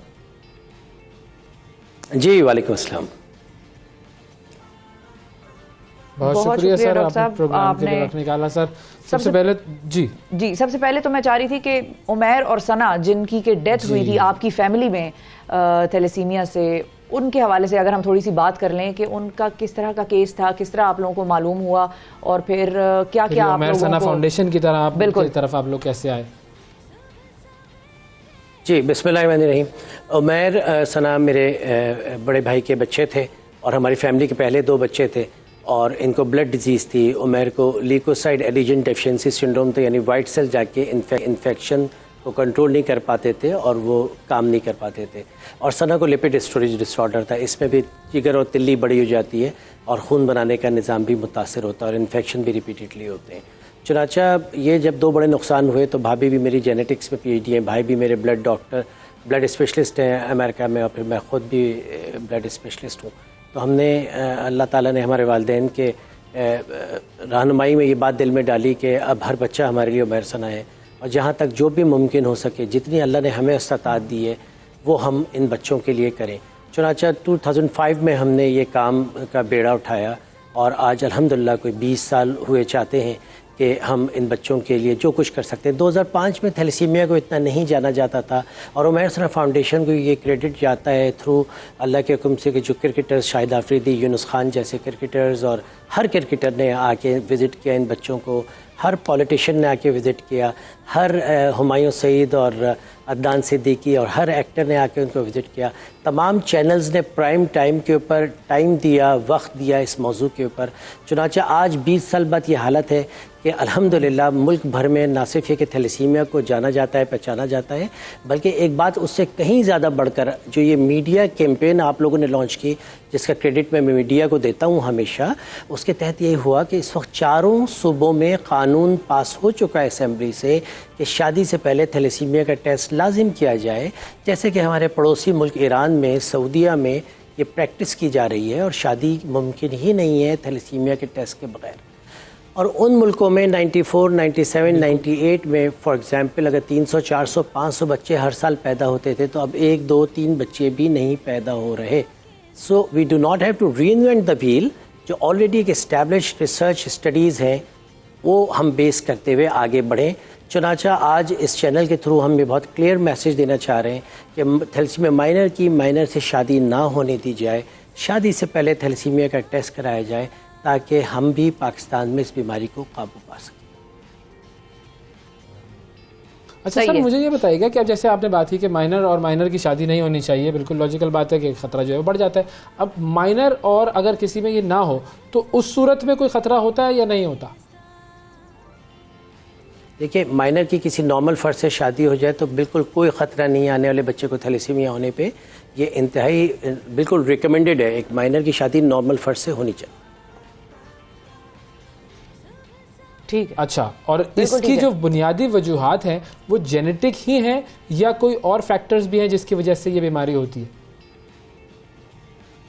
आपने बहुत अच्छा किया कि पॉइंट क्लियर कर लिया, क्योंकि मैंने पढ़े लिखे लोगों को भी ये कहते हुए देखा है कि थैलेसीमिया कहीं खाने पीने से ना लग जाए। नहीं, बिल्कुल ऐसा मुमकिन नहीं है। It's purely genetics. अगर माँ और बाप दोनों को माइनर होगा तो बच्चे को मेजर होगा। अब एक बड़ा ही कॉमन सा हमें सिनेरियो मिलता है, दोनों में एक डिनायल फेज़ होता है और एक अल्लाह ना करे एक ब्लेमिंग फेज़ होता है। हमारे ख़ानदान में तो नहीं है, इनके ख़ानदान में होगा। दूसरा, यहाँ ये पॉइंट क्लियर भी बहुत ज़रूरी है जो आप निशानदेही करना चाह रहे हैं कि अगर बाप को नहीं है, ये बात मैं हमेशा कहता हूँ कि अगर बाप को नहीं है और माँ को माइनर है भी, तो किसी सूरत में साइंटिफिकली मुमकिन ही नहीं है कि बच्चे को मेजर हो, भले माँ को माइनर है। बाप अगर क्लियर है, ये मैसेज पूरी कम्युनिटी में जानी चाहिए। अच्छा, ठीक है। कि रेसेसिव बीमारियां मोस्टली पाकिस्तान में है। माइनर कैसे होता है? कोई भी शख्स अगर मेजर तो तब होते हैं ना जब दो माइनर्स की शादी हो, तो माइनर कैसे बनते हैं आप? इनहेरिटेंस, आपके माँ बाप में से कोई माइनर था और ये मख्फी होता है। माइनर मैं भी हो सकता हूँ, माइनर आप भी हो सकते हैं। 1 करोड़ आदमी माइनर है भी, आपने बहुत अच्छी स्टैटिस्टिक्स प्रेजेंट की। और 1 करोड़ माइनर में पाकिस्तान का कुछ 7% of the Pakistani population is minor.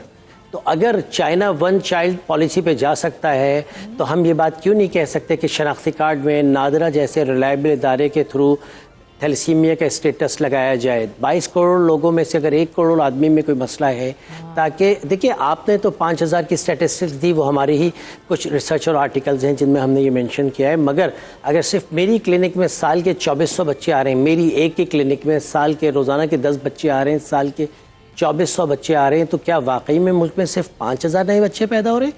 हमारे पास कोई एपिडेमियोलॉजिकल डाटा नहीं है, कोई रजिस्ट्री नहीं है। गवर्नमेंट को पहले तो रजिस्ट्री बनानी चाहिए कि हर साल नए कितने बच्चे पैदा हो रहे हैं। और फिर एक सबसे इम्पॉर्टेंट बात जिस वक्त अपने नौजवानों से एड्रेस करूंगा, ये 1 लाख बच्चा तकरीबन मुल्क में आ चुका है। ये मेरी और आपकी जिम्मेदारी है। और आज हम चैनल 92 के तहत ये बात पहुंचा रहे हैं कि हेल्दी ब्लड डोनेशन उनकी ज़िंदगी बचाने का ज़रिया है। Healthy blood donation. और 1 लाख बच्चों को 18 लाख खून की बोतल पाकिस्तान में चाहिए। पूरे यूके की ब्लड रिक्वायरमेंट है 1.7 मिलियन, 17 लाख। और हमारे पास सिर्फ थैलेसीमिया को हमें 18 लाख ब्लड बोतल चाहिए। तो ब्लड दें। अच्छा, मैं से एक चीज़ क्लियर करना चाह रहा था कि सर, इसकी जो टेस्ट है वो कितने का होता है और क्या कोई बहुत मतलब मुश्किल मरला है कि लोग इसको नहीं करवाते, या कोई बहुत महंगा है? ये बहुत अच्छा पॉइंट है। बहुत आप नफ्स पे हाथ रखते हैं माशरे की। भाई, ये एक CBC का टेस्ट, CP जिसको हम कहते हैं, जो 500, 800, 600 रुपए का हो जाता है, ये वो टेस्ट है जिसे प्राइमरी स्क्रीनिंग हो जाती है। 100 में से 90 लोगों को हम CBC के टेस्ट पे ये कह सकते हैं कि आपको थैलेसीमिया माइनर नहीं है। ना करने की वजह वही है जो आपके सवाल में मख्फी है। कि लोग स्टिग्माइजेशन से डरते हैं। लोग कबूतर बिल्ली को देख के आंखें बंद करता है। लोग इससे डरते हैं कि हमारे बच्चे को ये आगे शादियां कैसे होंगी। भाई, खुदा के लिए आप ना बताइए, हमारी इस बच्ची को भी थैलेसीमिया, आगे कोई रिश्ता नहीं आएगा। और ऐसे भी लोग मौजूद हैं जो कहते हैं नहीं, मैं तो बताऊंगी माइनर है, जिसने करना है माइनर के साथ शादी करता है तो करे, वरना कोई बात नहीं, मेरे पास मेरी बच्ची, मुझ पर कोई बोझ नहीं है। डॉक्टर साहब, अब ट्रीटमेंट के हवाले से थोड़ी सी अगर कुछ चीज़ें क्लियर कर दें कि क्या इसकी ट्रीटमेंट सिर्फ ब्लड डोनेशन और ब्लड ट्रांसफ्यूजन ही है, या इसके अलावा भी कोई ट्रीटमेंट है जो कि लोगों को एक अच्छी क्वालिटी लाइफ दे सकता है? जी देखिए, सबसे पहले तो ये बात समझने की कि आमतौर पर इस बीमारी की तशख़ीस 6 माह की उम्र में होती है। जब बच्चे का पेट फूलने लगता है, सांस उखड़ने लगती है, बच्चा पीला लगने लगता है, अपने महल्ले के डॉक्टर के पास माँ बाप जाते हैं और फिर वो उनका ब्लड टेस्ट कराते हैं और उससे अंदाज़ा होता है कि इसको अल्लाह न करे थैलेसीमिया है। तिल्ली जिगर बड़े होने लगते हैं, चुनाचा बच्चे को ब्लड लगाने की ज़रूरत पड़ती है। ये वो फेज़ है कि जब गाँव देहात के ना सिर्फ लोग बल्कि शहरों के लोग भी चाहते हैं कि ब्लड ना लगे और ज़िद करते हैं कि जी आप बच्चे को ब्लड ना लगाएं और कोई भी इलाज कर लें। तो ये बात बड़ी क्लियर है कि जी जब बच्चा इस हाल में पहुंच जाता है तो खुदारा ब्लड से इज्तनाब ना करें बल्कि ब्लड ट्रांसफ्यूज़ करें। ये आपकी बच्ची की ज़िंदगी बचाने का बायस बनता है। दूसरा जो इसका जवाब है वो ये है कि ब्लड शुड बी सेफ़। बहुत अच्छे स्टैंडर्ड के ब्लड बैंक का साफ़ सुथरा ब्लड होना चाहिए ताकि बच्चे को हेपेटाइटिस बी, सी, HIV ना ट्रांसफ़र हो। हम ट्रैवल करते हैं यहाँ से लेके पाकिस्तान के हर कोने में, कोयटा से पेशावर तक, और हम देखते हैं कि बदकिस्मती से थैलेसीमिया तो जेनेटिकली डिजीज़ है, मगर हेपेटाइटिस बी, सी, HIV ये हमारे ब्लड बैंक्स की अनसेफ प्रैक्टिसेस की वजह से, महफूज ब्लड ना होने की वजह से, वसाइल और ज़राए ना होने की वजह से, क़वानीन के एप्लीकेशन ना होने की वजह से, और फिर उसके बाद बजट्स ना होने की वजह से बच्चों में फैल रहे हैं। और आपको भी अंदाज़ा है, इससे पहले भी स्टोरीज़ चलती रही हैं। तो ब्लड महफूज ब्लड बैंक से लगाया जाए। Blood main stay of treatment है और जब 10-20 बार ब्लड लग जाता है तो फौलाद निकालने की दवाइयाँ, और फिर जब बच्चे बड़े होते हैं तो एंडोक्राइन, उनका टेस्टोस्टेरोन लेवल, उनका एंडोक्राइन लेवल मेंटेन होना चाहिए ताकि जो लड़के हैं वो बड़े होकर मर्द लड़के लगें, जो लड़कियाँ लड़कियाँ लगें। ये नहीं कि 40 साल की लड़की या 40 साल का लड़का 9 साल का लग रहा है तो हमने एक सिंड्रोम से निकाल के दूसरे सिंड्रोम में डाल दिया, इमोशनल साइकोलॉजिकल ट्रॉमा में डाल दिया। Comprehensive complete management of thalassaemia जो कि यूरोप और वेस्ट में की जाती है, उसमें ये तमाम ट्रीटमेंट शामिल हैं। और आखिरी जो सवाल आपका था उसमें सबसे इम्पॉर्टेंट है बोन मैरो ट्रांसप्लांट। जी हाँ, bone marrow transplant curative treatment है, मगर उसके शराइत ये हैं कि बच्चे की उम्र 5-6 साल इसलिए हो कि उस वक्त तक पेचीदगियाँ नहीं हुई होती। यूरोप और वेस्ट में 10 साल में भी ट्रांसप्लांट हो जाता है, मगर हमारे पास 5 साल के बाद पेचीदगियाँ बढ़ जाती हैं। तो 5-6 साल उम्र हो, बोन मैरो ट्रांसप्लांट के भाई बहन बोन मैरो का डोनर से टेस्ट मैच हो। अगर नहीं है भाई बहन तो या मैच नहीं है बोन मैरो का तो बोन मैरो ट्रांसप्लांट नहीं हो सकता। Bone marrow transplant is the only curative treatment. और उसके बाद एक स्टडी मेडिसिन हाइड्रोक्सी यूरिया और थैलिडोमाइड, जिसके ऊपर हम रिसर्च कर रहे हैं, अभी पेपर पब्लिश कर रहे हैं अमेरिकन ब्रिटिश जर्नल्स में, वो भी स्टडी की फॉर्म में है। उसको स्टडी ही की फॉर्म में देनी चाहिए जिससे बहुत से बच्चे मुस्तफ़ीद हो रहे हैं और ब्लड नहीं लग रहा। सही। अच्छा सर, एक क्लैरिफिकेशन थोड़ी सी दे दें, अगर 2 माइनर थैलेसीमिया वालों की शादी हुई है तो क्या हर बच्चा जो है वो थैलेसीमिया मेजर होगा या कोई कोई हो सकता है? जी देखिए, साइंस और वैसे तो देयर इज़ 25% रिस्क, मगर इससे गलतफहमी ले ली जाती है कि एक बच्चे को हो गया तो अगले 3 नहीं होंगे। ऐसा बिल्कुल भी नहीं है। बात यह कि 4 पर्चियाँ पड़ी हुई हैं, हर बार वो थैलेसीमिया वाली पर्ची आ सकती है, यानी लाइन से 4 बच्चों को थैलेसीमिया हो सकता है। और ऐसा भी मुमकिन है कि आपके घर में 4 नॉर्मल बच्चे आए हुए 5वें को हो जाए। तो हर प्रेगनेंसी में 25% रिस्क होता है थैलेसीमिया मेजर होने का, 50% रिस्क होता है थैलेसीमिया माइनर होने का, और 25% होता है कि आप बिल्कुल नॉर्मल बच्चा पैदा हो। तो माइनर भी नॉर्मल होते हैं और नॉर्मल तो नॉर्मल होता ही है। तो 75% हर प्रेगनेंसी में चांस होता है कि नॉर्मल हो। चुनाचा माँ के पेट में 12 हफ्ते में टिश्यू टेस्ट करते हैं। फतवे के हिसाब से 16 हफ्ते से पहले अगर आपको एबॉर्शन करना है तो आप कर सकते हैं अगर मेजर आया है बच्चे। बिल्कुल ठीक है जी, बहुत शुक्रिया अदा करेंगे जी। डॉक्टर साकिब अंसारी साहब हमारे साथ, उमैर सना फाउंडेशन के जनरल सेक्रेटरी भी हैं और हेमेटोलॉजिस्ट भी हैं। इनसे बात हो रही थी थैलेसीमिया के हवाले से। अब जरा कराची का रुख करते हैं। कराची में एक वाक़या पेश आया और वहाँ पर 2 बच्चियों को रिकवर किया गया है पुलिस की तरफ से, और ये बच्चियाँ ईद पर अगवा हुई थी सी व्यू से, और ईद पर यह अगवा हुई और उसके बाद अब ये रिकवर कर ली गई है। कराची पुलिस की बड़ी ज़बरदस्त कार्रवाई हुई है। ASP जाहिदा परवीन साहिबा सिंध पुलिस से इनका ताल्लुक है, उनसे हम बात करते हैं। अस्सलाम वालेकुम जाहिदा साहिबा।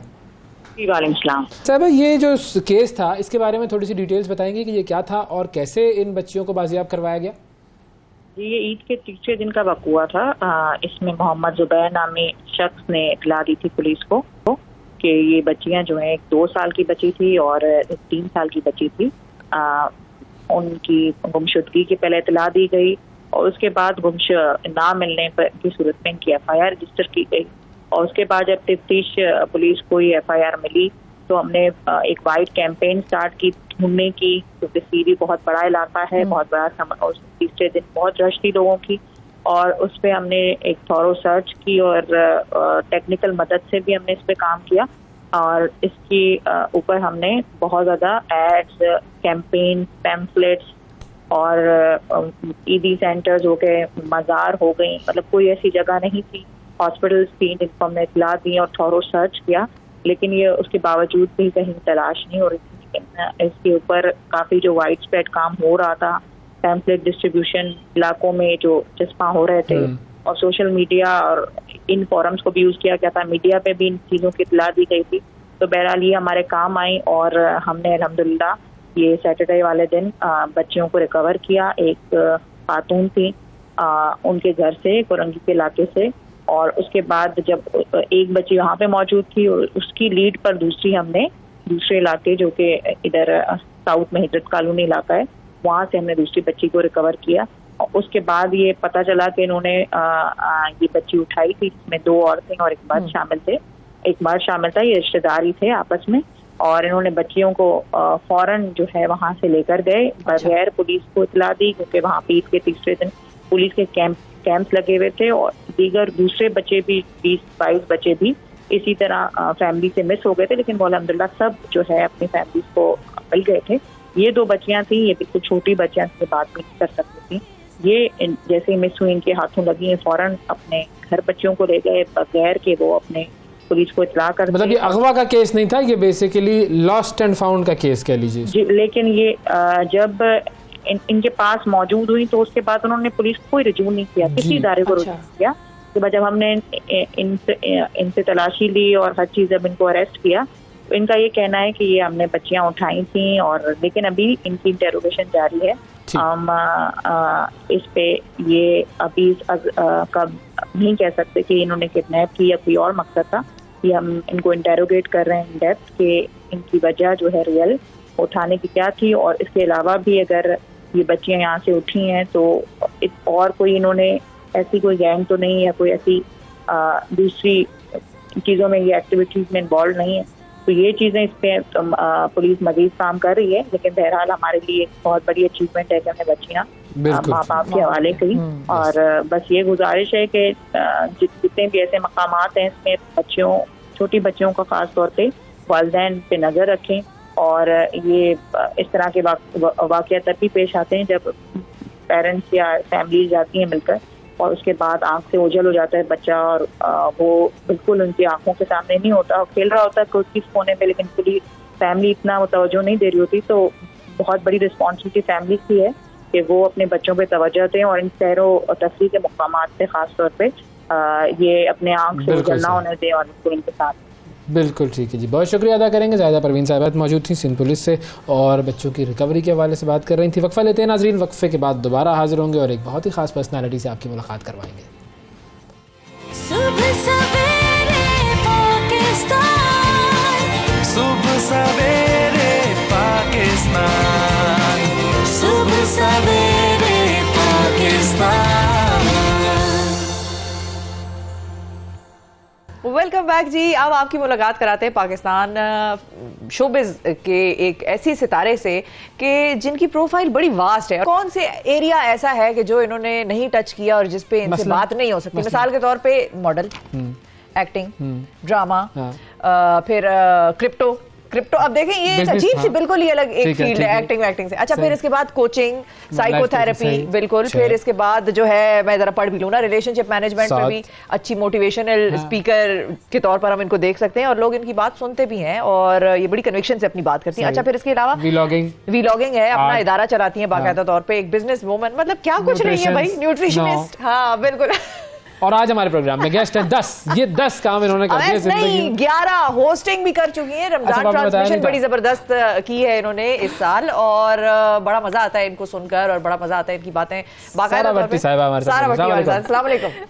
वालेकुम अस्सलाम and thank you so much for having me. कौन सी चीज है जो रह गई है तो वो हम लिख लें so that you are doing it. इंशाल्लाह इन द फ्यूचर, अभी देखते हैं क्या रह गया। बस नहीं करना, बस कर दे, बाकियों का कोई काम करने दे। फिर जिंदगी का फायदा क्या अगर हम पूरी तरह एक्सपीरियंस ही ना कर तो सके बाकी लोग जो पैदा हो रहे हैं वो क्या करेंगे?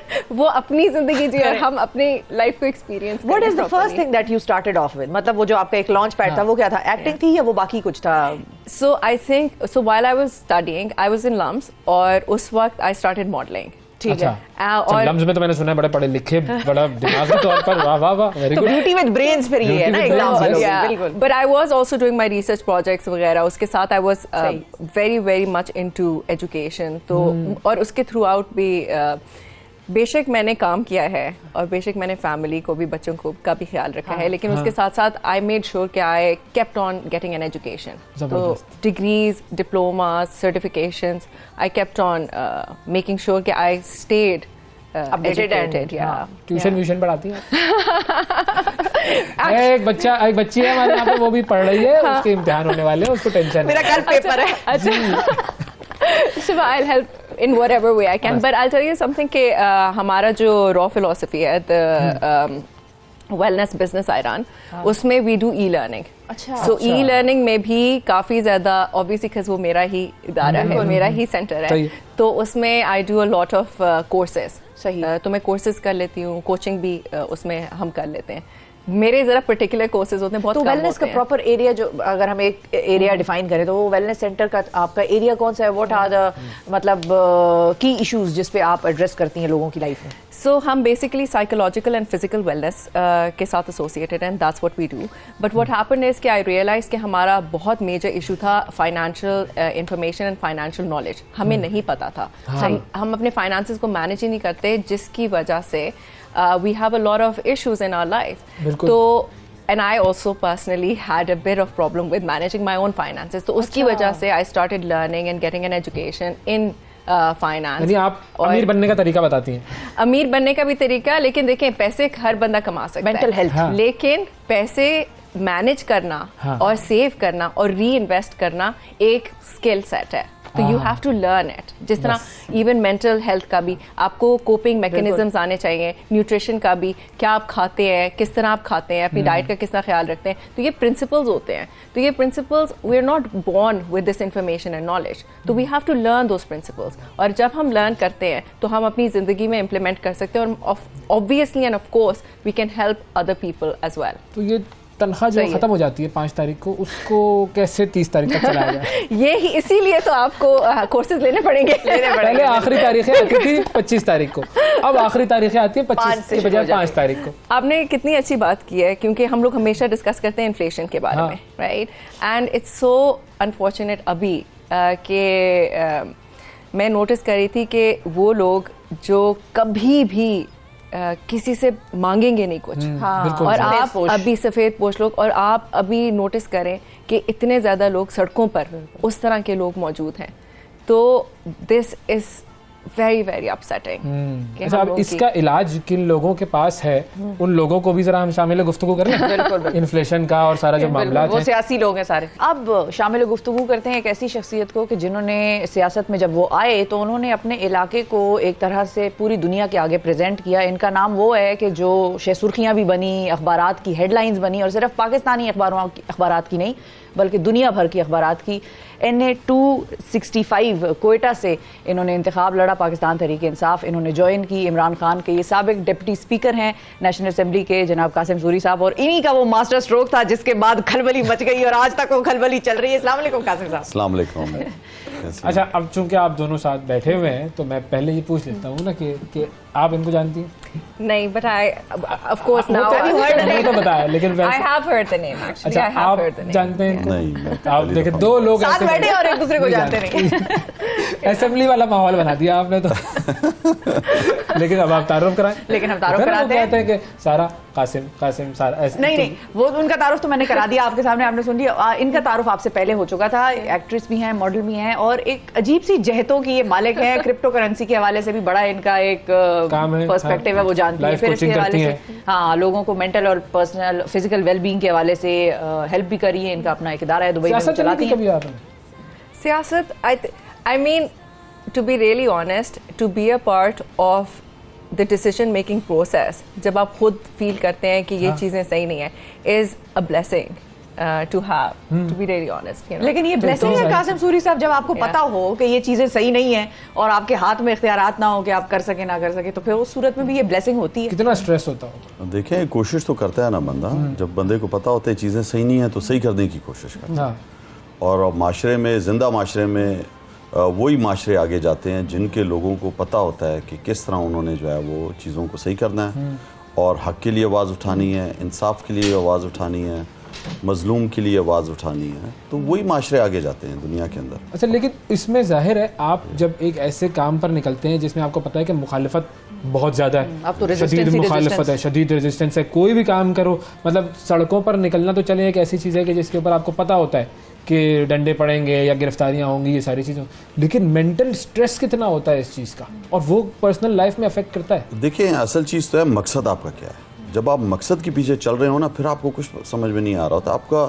आपको सेटिस्फेक्शन जब मिलती है जब आप मकसद के नज़दीक तर या उस तक पहुंचने की कोशिश कर रहे हो और पहुंच रहे हो।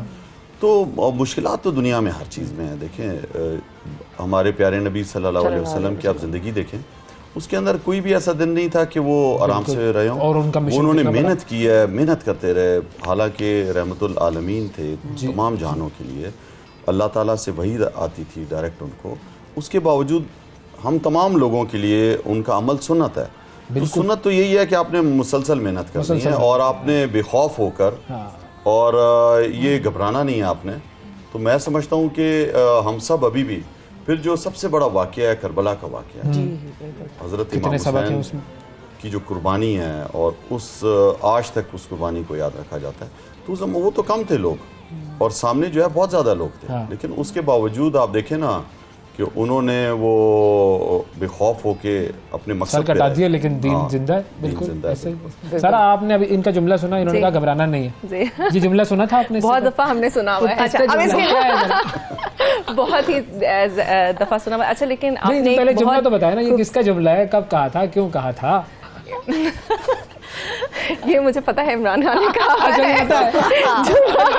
मैं इतनी पॉलिटिकली इग्नोरेंट नहीं हूँ, मुझे पता है, तो लेकिन आपने इतनी एक खूबसूरत बात कही है कि जब आप पोजीशन ऑफ पावर में भी होते हैं, और हुजूर सल्लल्लाहु अलैहि वसल्लम की अगर हम एग्जांपल देखें, तो जब हुजूर सल्लल्लाहु अलैहि वसल्लम was in a position of power, तो उनका मकसद था टू सर्व, बिल्कुल खिदमत, बिल्कुल खिदमत करना। और हम कभी कभार ऑब्जर्व करते हैं कि इसकी कंप्लीट ऑपोजिट होती है हम सब की ज़िंदगी में, कि अगर आप एक पेरेंट बनते हैं या अगर आप अपनी फैमिली का सरबराह हैं, तो यूजुअली लोग कहते हैं कि मुझे सर्व करो, मैं अथॉरिटी हूं। हाँ, इवन अगर आप पॉलिटिकली भी कर लें, तो there are lot of people जो कि कहेंगे कि मुझे सर्व करो, मेरा रोब दबदबा, मेरा रोब हो, मेरा दबदबा हो। लेकिन जो ट्रू पावर होती है और जो ट्रू ब्यूटी होती है उसमें, वो होती है to be able to serve, और उसमें भी to be able to understand कि सर्विंग का मकसद क्या है। बिल्कुल, यू नो, बिल्कुल, टू फलाह अगले की। बिल्कुल, जो एक रोब और दबदबे वाली बात है, वो इनकी पर्सनैलिटी में तो आपको नजर आ रहा है, वैसे ही है या नहीं है? देखिए, थोड़ा देखें, जरा एनालाइज करें। आई थिंक रोब और दबदबा की इट्स नॉट रोब और दबदबा, आई थिंक एक होती है प्रेजेंस, और वो प्रेजेंस यूजुअली होती है जब आप एक हाई क्वालिटी ह्यूमन बीइंग हो। और हाई क्वालिटी ह्यूमन बीइंग ये होता है जिसके कैरेक्टर और एथिक्स जो होते हैं और मॉरल्स जो होते हैं वो बहुत अलाइंड होते हैं विद जो आपको करना चाहिए। एंड इट डजंट मैटर कि अगर आप पॉलिटिकली इंक्लाइंड हो, इट डजंट मैटर कि आप शोबिज़ में हो, इट डजंट मैटर कि आप किसी भी फील्ड में हो, वो एलिमेंट जो होता है वो आई थिंक नजर आता है, और वो यू कैन एक्चुअली टेल। ठीक है, तो वो में नजर आ रहा है। कासिम साहब, आप बताएं कि आप गुस्सा जो है वो एक ज़ाहिर है, अब हम पठानों में, मेरा भी ताल्लुक ऐसी जगह से, आपका भी ताल्लुक ऐसी जगह से, हम इसको डिनाई नहीं करते और हम एक तरह से ओन भी करते हैं। आप में गुस्सा कितना है? गुस्सा तो हर एक में होता है। देखिए, इंसान खुश भी होता है, परेशान, लेकिन उसका इजहार नहीं, लेकिन मतलब एक गुस्सा होता है ना, वो कहते हैं कि अल्लाह बाबा रा लो, ये बच्चे दौड़ जाते हैं कमरे में इधर उधर, और एक है कि गुस्सा है लेकिन चलो जरा जाके बैठते हैं तो आता है, हर एक को आता है गुस्सा। तो जो भी इंसान है उसको गुस्सा आता है, और जिस तरह इन्होंने कहा पठानों को अचानक आया, ये क्यों होता है? ये भी एक फिलॉसफी है, कोई इसके पीछे कोई फलसफा है। वो खान साहब ने कहा पठान एक अलग है और इंसान अलग है। पठान एक कैफियत है, वैसे कैफियत है। तो उसको फिर कैसे आप मैनेज करते हैं? उसको क्योंकि जो है आजकल जो वो सिचुएशन है, जी, मिसाल के जी। तौर पे सड़कों पे आप लोग निकलते हैं, आगे से पुलिस वाला है, वो डंडा लेके खड़ा है कि नहीं जाना, आगे नहीं जाना, उधर से वो आपने देखिए पेशेंस बढ़ता जाता है बंदे का। मैंने आपको बताया ना, जो मकसद होता है ना उस तक पहुंचने के लिए, तो बर्दाश्त बंदे के अंदर आती है, तो फिर वो अपने ऊपर जुल्म भी बर्दाश्त करता है। जो ये आजकल जिस तरह हो रहा है आप सबके सामने है कि क्या से क्या ये हर हरबा इस्तेमाल कर रहे हैं, जो गैर अखलाकी है, गैर इंसानी है, इंसानी हकूक़ की खिलाफ वर्जियाँ कर रहे हैं। आप देखें ना कि कुछ भी जो है वो एहसास इनको नहीं है कि जिंदा माशरों में ये रवायतें नहीं होती जो ये कर रहे हैं। तो किसको बर्दाश्त करना सबसे ज़्यादा मुश्किल है? अगर इस वक्त की हुकूमत में से बात करें, कौन सी ऐसी पर्सनैलिटी है जिसको बर्दाश्त करना सबसे मुश्किल है? इसको बहुत मुश्किल हो जाती है। सबर से सुनते हैं आप लोग। देखिए बहुत से करैक्टर हैं इस टाइम, ठीक है ना, ये जो है ये इस टाइम पूरा एक जो ड्रामा चल रहा है, और मैं समझता हूँ इन्हें भी पता है कि अवाम इनसे नफरत कर रहे हैं और ये अवाम पे भी नहीं निकल सकते। तो मैं समझता हूँ कि ये नाम 2-3 नाम दे देता हूँ ना मैं आपको, जरा आसान ऑप्शन दे देता हूँ। ठीक है, राना सनाउल्लाह साहब, ख्वाजा आसिफ साहब और मरियम औरंगजेब साहिबा, ये 3 है। इनमें से सबसे ज्यादा ये दोनों ही जो है ना वो अनबर्दाश्त बनते हैं। देखिए राना सनाउल्लाह का तो हमें पता है ना, उसकी झूठ बोल रहा है, बैठा हुआ भड़के मार देता है, कर कुछ भी नहीं सकता, ठीक है। तो ये सारा पता है भी, मरियम औरंगजेब का भी पता है झूठी है, बस उसको दे देते हैं, वो बोलना शुरू हो जाती है, कोई सुनता ही नहीं है, फॉलोइंग ही नहीं है इनकी। एक होता है इनका ख्याल है शायद कैमरे लगे हैं ना तो हम सारी दुनिया हमें देख रही है, कोई भी आपको नहीं देख रहा होता। लोगों के पास ऑप्शन है, अभी लोग चेंज करते हैं, और अक्सर लोग जो है वो सोशल मीडिया पे होते हैं। सोशल मीडिया आपको पता है फॉलोइंग नहीं रही टीवी की भी, तो सोशल मीडिया पे होते हैं, वो देखते ही नहीं है ना, और जो देख रहे होते हैं वो फिर आप नीचे कमेंट्स पढ़ दिया करें, तो वो इन्हें क्या कह रहे हैं। अल्लाह आप कितना फॉलो करती हैं सोशल मीडिया पर पॉलिटिक्स को, बाकी चीज़ों को, और कितना उसका? राना सनाउल्लाह साहब से वाकिफ हैं जी, और आई थिंक अब मैंने ज़्यादा फॉलो करना शुरू कर दिया है। अच्छा। पहले मैं इतना ज़्यादा नहीं करती थी, तो वो क्यों? एवर सिंस जब मेरी रमज़ान ट्रांसमिशन हुई थी तो we had to meet everyone, और हमने उस वक्त गेस्ट को इंटरव्यू भी करना होता था, तो बहुत ज़्यादा पॉलिटिकल फिगर्स थे जिनको हम लोग को इंटरव्यू करना था।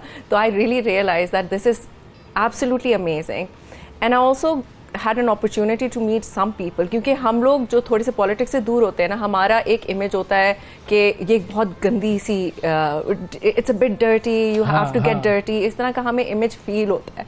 बट जब हम एक्चुअली कम्युनिकेट करते हैं on a different level, right, ये नहीं कि आपस में मिलने अस्सलाम वालेकुम, वो एक अलग चीज़ होती है, but to actually understand the ideas and to understand उनकी फिलोसफीज क्या है, और अगला भी इंसान है, उनको भी इंसान है, और and we have very well educated and learned people in our politics, and I think हम कभी कभार भूल जाते हैं, क्योंकि हम जो टीवी पे देखते हैं वो थोड़ी सी लड़ाइयाँ होती हैं, बैंटर होती है, तो we forget how educated people are, और उसकी स्ट्रगल बाकायदा तौर पे जो Yeah. स्ट्रगल है पॉलिटिशियन की, वो चाहे ऑपोजिशन में हो या हुकूमत में हो, हमेशा वो स्ट्रगल कहीं ना कहीं रहती है, या ऐवान के अंदर होगी, कोई बिल पास कराना है बड़ा इंपॉर्टेंट, या ऐवान के बाहर होगी सड़कों पर। थोड़ा सियासत की तरफ भी जरा मामलात को लेकर जाते हैं, क्योंकि इमरान खान साहब ने ऐलान कर दिया जलसों का, बिल्कुल, और बुध से जलसे शुरू हो रहे हैं, 5 दिन में 5 जलसे करने हैं। एक तो बहुत ज़्यादा हेक्टिक नहीं होगा ये, और फिर हुकूमत में जिस तरीके से राना सनाउल्लाह साहब ने ऐलान किया है कि आप बाहर निकले, मैं आपको घर पहुँचाता हूँ, ये अल्फाज कोट हुए हैं अखबार में,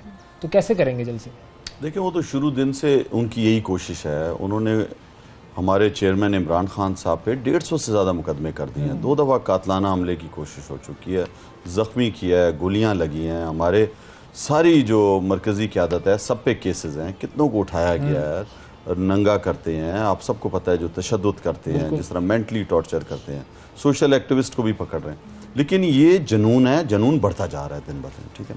अवाम में शऊर भी आता जा रहा है, अवाम को पता है कि हकीकी आज़ादी जब तक नहीं मिलेगी, जब तक हम माशी तौर पर, सियासी तौर पर, और आप देखें ना आइनी अब बुरान इन्होंने डालने की कोशिश की हुई है, साफ साफ लिखा हुआ है आइन के अंदर कि 90 दिन के अंदर इंतखाबात होने हैं। पंजाब असम्बली को तहलील हुए अब तो 90 से ज़्यादा हो गए। चीफ जस्टिस ऑफ पाकिस्तान ने जो है वो 14 मई डेट दी हुई है इलेक्शन की।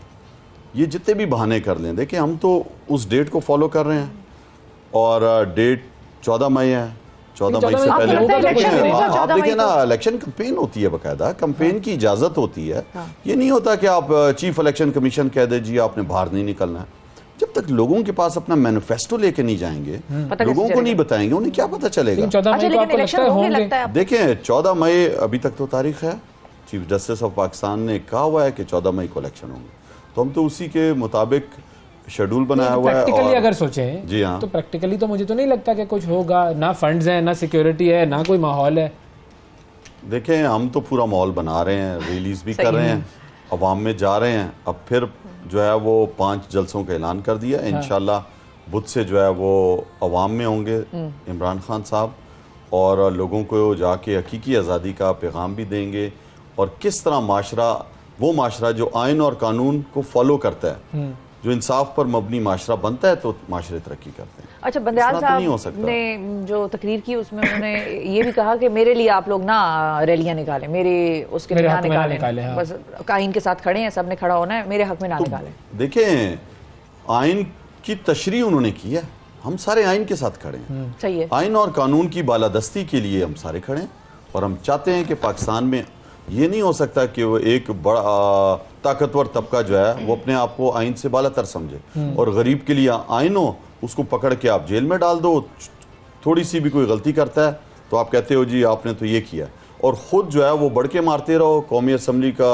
फ्लोर जो है इस्तेमाल करो इदारों को लड़ाने के लिए, लोगों को की जो है ना वो आप के खिलाफ, जिस तरह ये सुप्रीम कोर्ट के खिलाफ तकरीरें कर रहे हैं, तो मैं समझता हूँ ये रवायत जो है ये नहीं होनी चाहिए।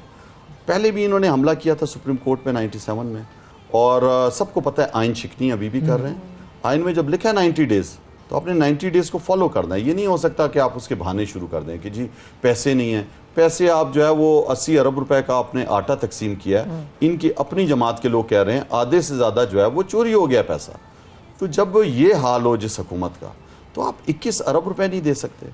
और 21 अरब रुपए आर्टिकल 83 में लिखा हुआ है कि इसमें आपने जो है वो एग्जेक्टिव जो है हुकूमत का, प्राइम मिनिस्टर, उसने खुद साइन करने हैं और वो उसके पैसे देगा। वो ये नहीं हो सकता कि वो हुकूमत, कैबिनेट जिसको कहते हैं कि कैबिनेट से मंजूर हो या नेशनल असम्बली से मंजूर हो, खुद वजीर आजम को जो है वो सिर्फ समरी देगा, आपका वजीर खजाना उसको अप्रूव करेगा, और अगली हुकूमत जो आएगी वो उसको, वो भी बगैर पेश किए नेशनल असम्बली में बगैर बहस किए उसको पास करेगा। सही है। अब ये बहाने कर रहे हैं कि इसका भी लेकिन मुझे बहाने, सूरी साहब, अब जो मुज़ाकरात का अमल था उसका क्या स्टेटस है, और क्या बस अब पीटीआई भी रिपोर्ट जमा करा चुकी और आप वो लोग भी जमा करा देंगे? पाकिस्तान ने एक मौका दिया था सियासी जमातों को ईद से पहले बैठे नहीं, उसके बाद 3 रुकनी हमारी क़यादत बैठी पीडीएम के लोगों के साथ, हुकूमती लोगों के साथ, और हमने पूरी कोशिश की कि अगर आप मुखलिस हैं, आप इलेक्शन कराना चाहते हैं, तो 14 मई से पहले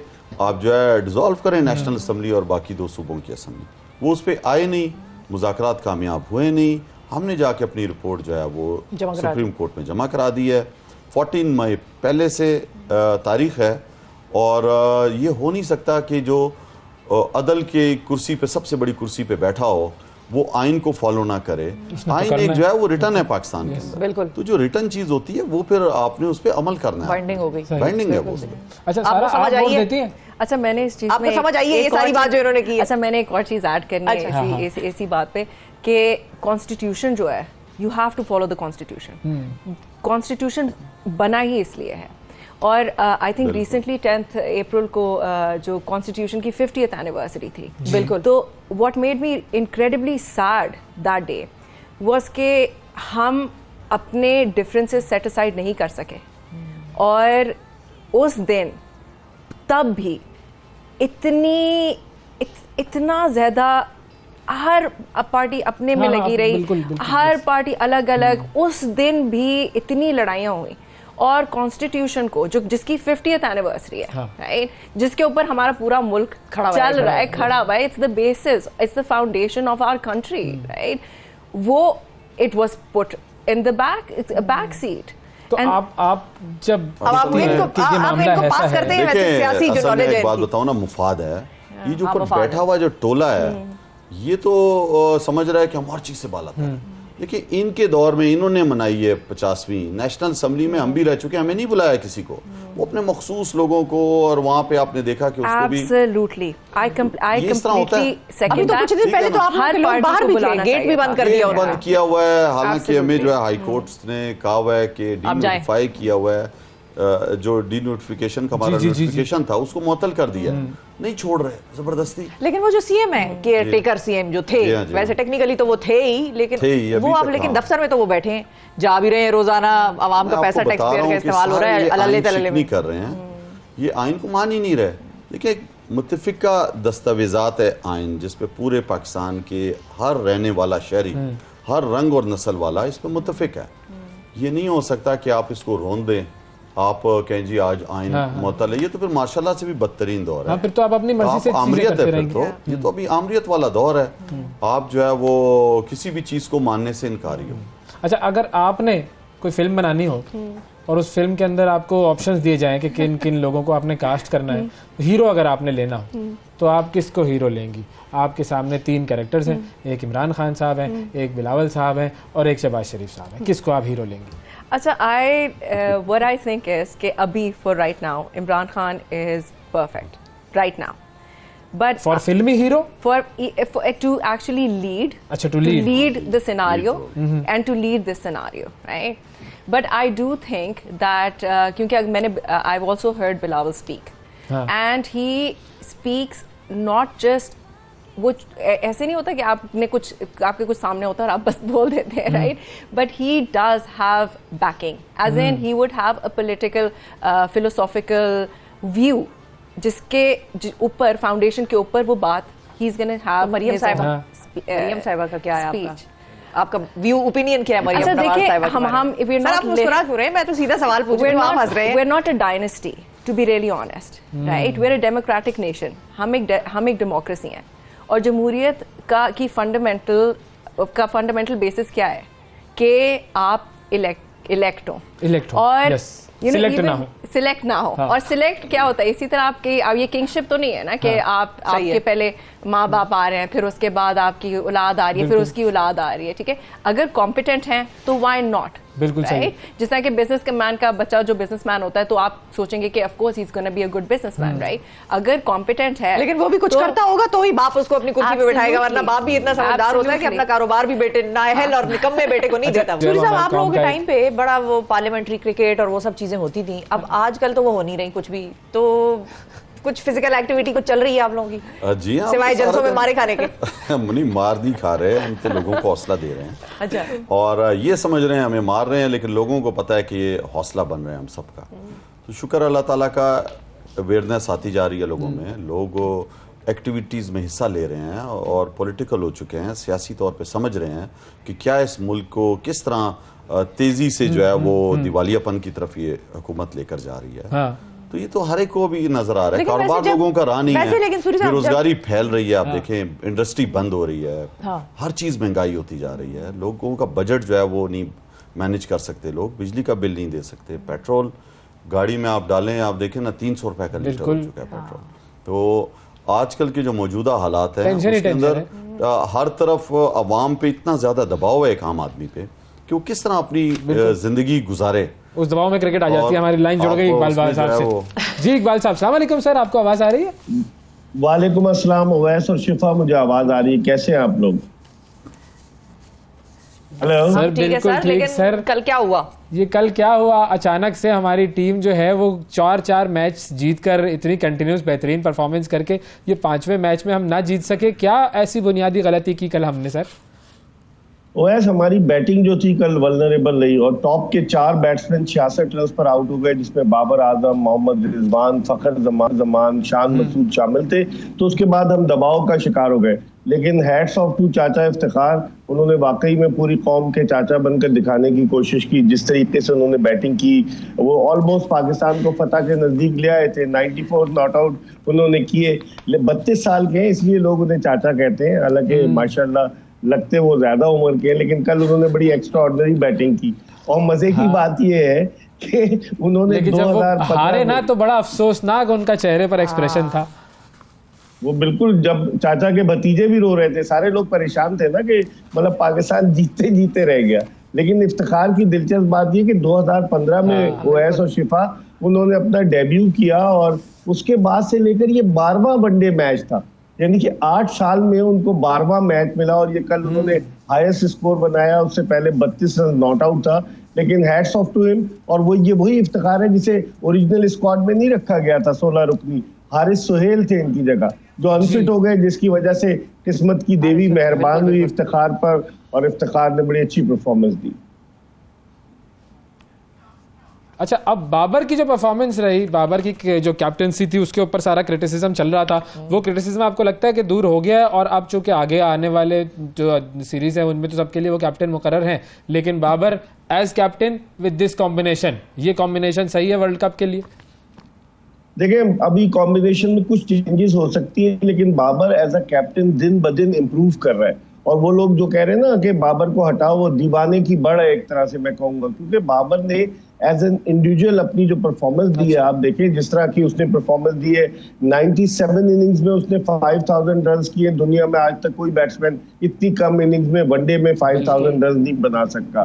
और जिस तरीके से बाबर आजम ने पाकिस्तानी टीम की बैटिंग लाइनअप को लेकर चला है, मेरे ख्याल में अभी उसको कप्तान रहना चाहिए। पाकिस्तान को नंबर 1 टीम बनाया है, सरफराज अहमद ने भी नंबर टीम बनाया था T20 में, लेकिन उनके साथ क्या हुआ, तो बाबर के साथ ये सब नहीं होना चाहिए जो सरफराज के साथ हुआ। बिल्कुल सही फरमाया आपने। अच्छा, और एक चीज और कि ये जो अब हम नंबर 1 की पोजीशन से नंबर 3 पर आए हैं, ये कैलकुलेशन अब आगे इम्प्रूव कैसे हो सकती है? मतलब हमारा आगे नंबर 1 पे बनने का क्या चांस है? देखिए, अब सिर्फ 2 दिन है, 10 तारीख को जो है आईसीसी परसों अपनी नई एनुअल रैंकिंग जारी करेगी, तो चांसेस पाकिस्तान के बहुत ब्राइट हैं कि पाकिस्तान दोबारा बन सकता है। उसकी वजह यह है कि जब नई रैंकिंग जारी होगी तो इंग्लैंड की जो 2 सीरीज पाकिस्तान हारा है, उन सीरीज को एक्सक्लूड कर दिया जाएगा। तो उस सूरत में फिर पाकिस्तान के लिए काफी मौके हैं। ठीक है, 48 घंटे की खुशी हमारे लिए आर्जी खुशी थी कि पाकिस्तान जो था वो नंबर 1 टीम बना, लेकिन बहरहाल अभी भी उम्मीद है, उम्मीद का दामन हाथ से मत छोड़े, उम्मीद है अभी भी। शिफा और अवैस, उम्मीद है अभी भी। बिल्कुल, व्यवस्था रहे शजर से उम्मीदें बाहर रख। सर, इस मुल्क में इस वक्त जो कुछ हो रहा है और जिस डोमेन में हो रहा है, सब में सिर्फ उम्मीदें ही बात की कौम बैठी हुई है। थैंक यू मिर्जा साहब, बहुत शुक्रिया अदा करेंगे आपका। अब आप लोगों के जरा, और हम ना कुछ रैपिड फायर की तरफ अब जाएंगे क्विकली। सूरी साहब, अगर आपकी कोई तवज्जो हासिल करना चाहे तो उसको क्या करना होगा? पर्सनैलिटी में सबसे पहले क्या देखते हैं? पर्सनैलिटी में सबसे पहले तो जो है, मेरी तो आरे को देख के ये होता है कि अच्छा इंसान होगा। अच्छा, पॉजिटिव माइंडसेट। सर, आप ज्यादा पॉजिटिव है। राना साहब के बारे में भी ये सोच रहे हैं, वो उनको भी दिल खुश कर दें आज। अच्छा, आपका बचपन का पसंदीदा टीवी ड्रामा और अदाकार कौन था? बचपन का पसंद, मतलब बिल्कुल ऐसा जिसको आप कहें मेरा तो ये आइडियल है। हमें बचपन में I wasn't allowed to watch television at all. किस एज में देखना शुरू किया टेलीविजन? मैंने अभी भी I don't watch it. I come from military background. सही है, डिसिप्लिन बहुत है। It was too much. Sir, थोड़ा दूर होकर बैठे सर, थोड़ा दूर हो जाए। तो हम लोग अलाउड नहीं थे टीवी देखने के लिए, तो हम लोगों ने चलो आगे। किस उम्र में शुरू किया? अभी मैंने जब एज माय मदर सेज के जब ये आजाद हो गई, जब ये यूनिवर्सिटी चली गई, लम्स ने इसे खराब कर दिया। यूनिवर्सिटी में आकर देखना शुरू किया। भाई ये कर लो, वाकई सब बच्चों के साथ ये कर लो। बिल्कुल। साहब, आपका पसंदीदा पुराना ड्रामा? वारिस ड्रामा था उस क्या जबरदस्त ड्रामा, बिल्कुल बेहतरीन। अच्छा, आपकी सबसे बड़ी खूबी और आपकी सबसे बड़ी खामी आपकी नजर में क्या है? मेरी खामी ये सब पे एतबार कर लेता हूँ। सर, ये तो आप लोगों को कोई पार्टी बनाना कुछ एक प्रॉब्लम है। और सबसे बड़ी खूबी? मतलब माफ भी कर देता हूँ। चलिए, फिर सही, ये भी पार्टी बनाना ही है। वैसे मैं बता रही हूँ आपको। आपका? आई थिंक मैं बहुत ब्लंट हूँ, जो बोल देती हैं, मैं कह देती हूँ, फिर उसके बाद पछताती हैं? नहीं, ये आपकी खूबी है या खामी है? ये बहुत खूबी और बहुत खामी है। बोल देते हैं स्ट्रेट फॉरवर्ड। या I am very straight forward. या ओके, तो ये जो आप एतबार करते हैं, कौन सा ऐसा शख्स है जिसके ऊपर आपने एतबार किया और फिर वो वफा ना हो सका? ये तो देखें, बंदा मैं आपको बता रहा हूँ हर एक पे कर लेता है। अभी उसकी अपनी खसलत है कि वो आगे से क्या करे, उसको वो आगे निकल जाते हैं, कुछ बस फिर छोड़ देना चाहिए। अच्छा, ये बताएं, छोड़ देना, फिर नाम लेना, बार बार नाम ले रहे हैं आजकल तो आप लोग, नाम भी बड़ा अग्रेसिव ले रहे हैं। और उधर ट्वीटों पे ट्वीटें आ रही है, शहबाज शरीफ साहब की भी ट्वीट आ रही है, मोहसिन नकवी साहब की भी ट्वीट आ रही है। जात के लिए आपको कोई नुकसान पहुंचाता है, आप उसको माफ कर देते हैं। एक है अवाम, आप मुल्क है आपका, हाँ। अगर कोई उसके साथ अवाम के साथ धोखा कर रहा है तो वो तो आप माफ नहीं कर सकते। तो मैंने वो सही। उस सेंस में ठीक, सही कॉन्टेक्स्ट आ point, गया। बिल्कुल अच्छा, point। कौन सा ऐसा दोस्त है जिसको आपने बेवकूफ बनाया हो कभी जिंदगी में? कोई ऐसी चीज उसके साथ की हो, आपने आज भी कहा हो, आपको याद आता हो कि भाई ये मैं उसको और उससे अभी बताऊंगा फन में कभी। जिक्र भी होता हो कि देखा मैंने क्या किया। बहुत से इस तरह बचपन में आपको पता है पिकनिक्स पे जाके शुगल करना, इस तरह की हरकतें सही। की हुई हैं, सब नहीं तो तो मैंने की भी हुई की है हुई ना? हैं। हाँ। जी तो हाँ। आपने कौन सी, कोई याद है जहन में है कोई नहीं, इस तरह भी याद मजेदार मेमोरी? नहीं, आप अभी बताएं सारा। मैंने आई थिंक बहन भाइयों के साथ मैंने ज्यादा किया है, अच्छा। दोस्तों के अलावा। घर में ही बात आप घर में ही, हमारी बात घर में ही। सही है, ठीक है। घर तक ही जबरदस्त, महदूद है। बेहतरीन, सही है। अच्छा, कौन सी आपने फिल्म देखी हो जिसपे देखने के बाद आपको वाकई टेंशन हो गई, जज्बात पे काबू ना रहा, आंसू निकल आया? नहीं, ऐसी फिल्म तो याद नहीं है मुझे। फिल्में देखी हैं लेकिन आजकल तो भी बिल्कुल फिल्म आजकल तो अपनी फिल्म जो है वो सियासी फिल्म है, सबसे इम्पोर्टेंट, सियासी उसी की तरफ फिल्म। तवज्जो होनी चाहिए। आपको कौन सी फिल्म ऐसी है? हर जो भी- फिल्म। अच्छा, I आप बहुत think इमोशनल कोई है। emotion and that's so strange because मैं अपनी पर्सनल लाइफ में बिल्कुल भी इमोशनल नहीं हूँ। Like I'm a very, you know, जिसका कहते हैं कि calm Emotionally person और resilient. yeah, just emotionally very much in control. और जब मैं मूवीज देखती हूँ, I don't know why it's like floodgates open and I'm just crying. तो I cry a lot on just little things. अगर माँ और बेटे का सीन है तो मैं उस पर रोने लग जाऊंगी बगैर सही है। like just emotional. आखिरी झूठ कौन सा बोला था आपने? Very लास्ट टाइम आखिरी झूठ। कोई बताना छोटा भी बड़ा होगा। भी, हाँ, मतलब कौन सा बोला था? I think घर पे नहीं हूँ, सो रही थी, सॉरी मिस हो गई कॉल, चार्ज पे था फोन। अच्छा, मैं आपको बताती हूँ कि 11 साल I was a vegetarian, right? अच्छा। And then I started eating meat. हाँ। तो I lied to my family for a little bit अच्छा। क्योंकि मुझे वो वाला गोश्त का खाना नहीं पसंद होता था, तो मैं कहती थी मेरी दाल किधर है, चने किधर Very good, है। So I used to I did it for a little bit. चलिए, जबरदस्त। आप दोनों के साथ बड़ा अच्छा हमारे साथ सेशन लगा, आपसे सियासी भी और गैर सियासी दोनों बातें हुई। बहुत शुक्रिया आप दोनों का कि आप लोगों ने वक्त दिया, हमारे प्रोग्राम की इज्जत बढ़ाई आप लोगों ने। थैंक यू जी। नाज़रीन, आज के प्रोग्राम में इतना ही, आपसे कल फिर मुलाकात करेंगे। अल्लाह हाफिज। सुबह सवेरे पाकिस्तान, सुबह सवेरे पाकिस्तान, सुबह सवेरे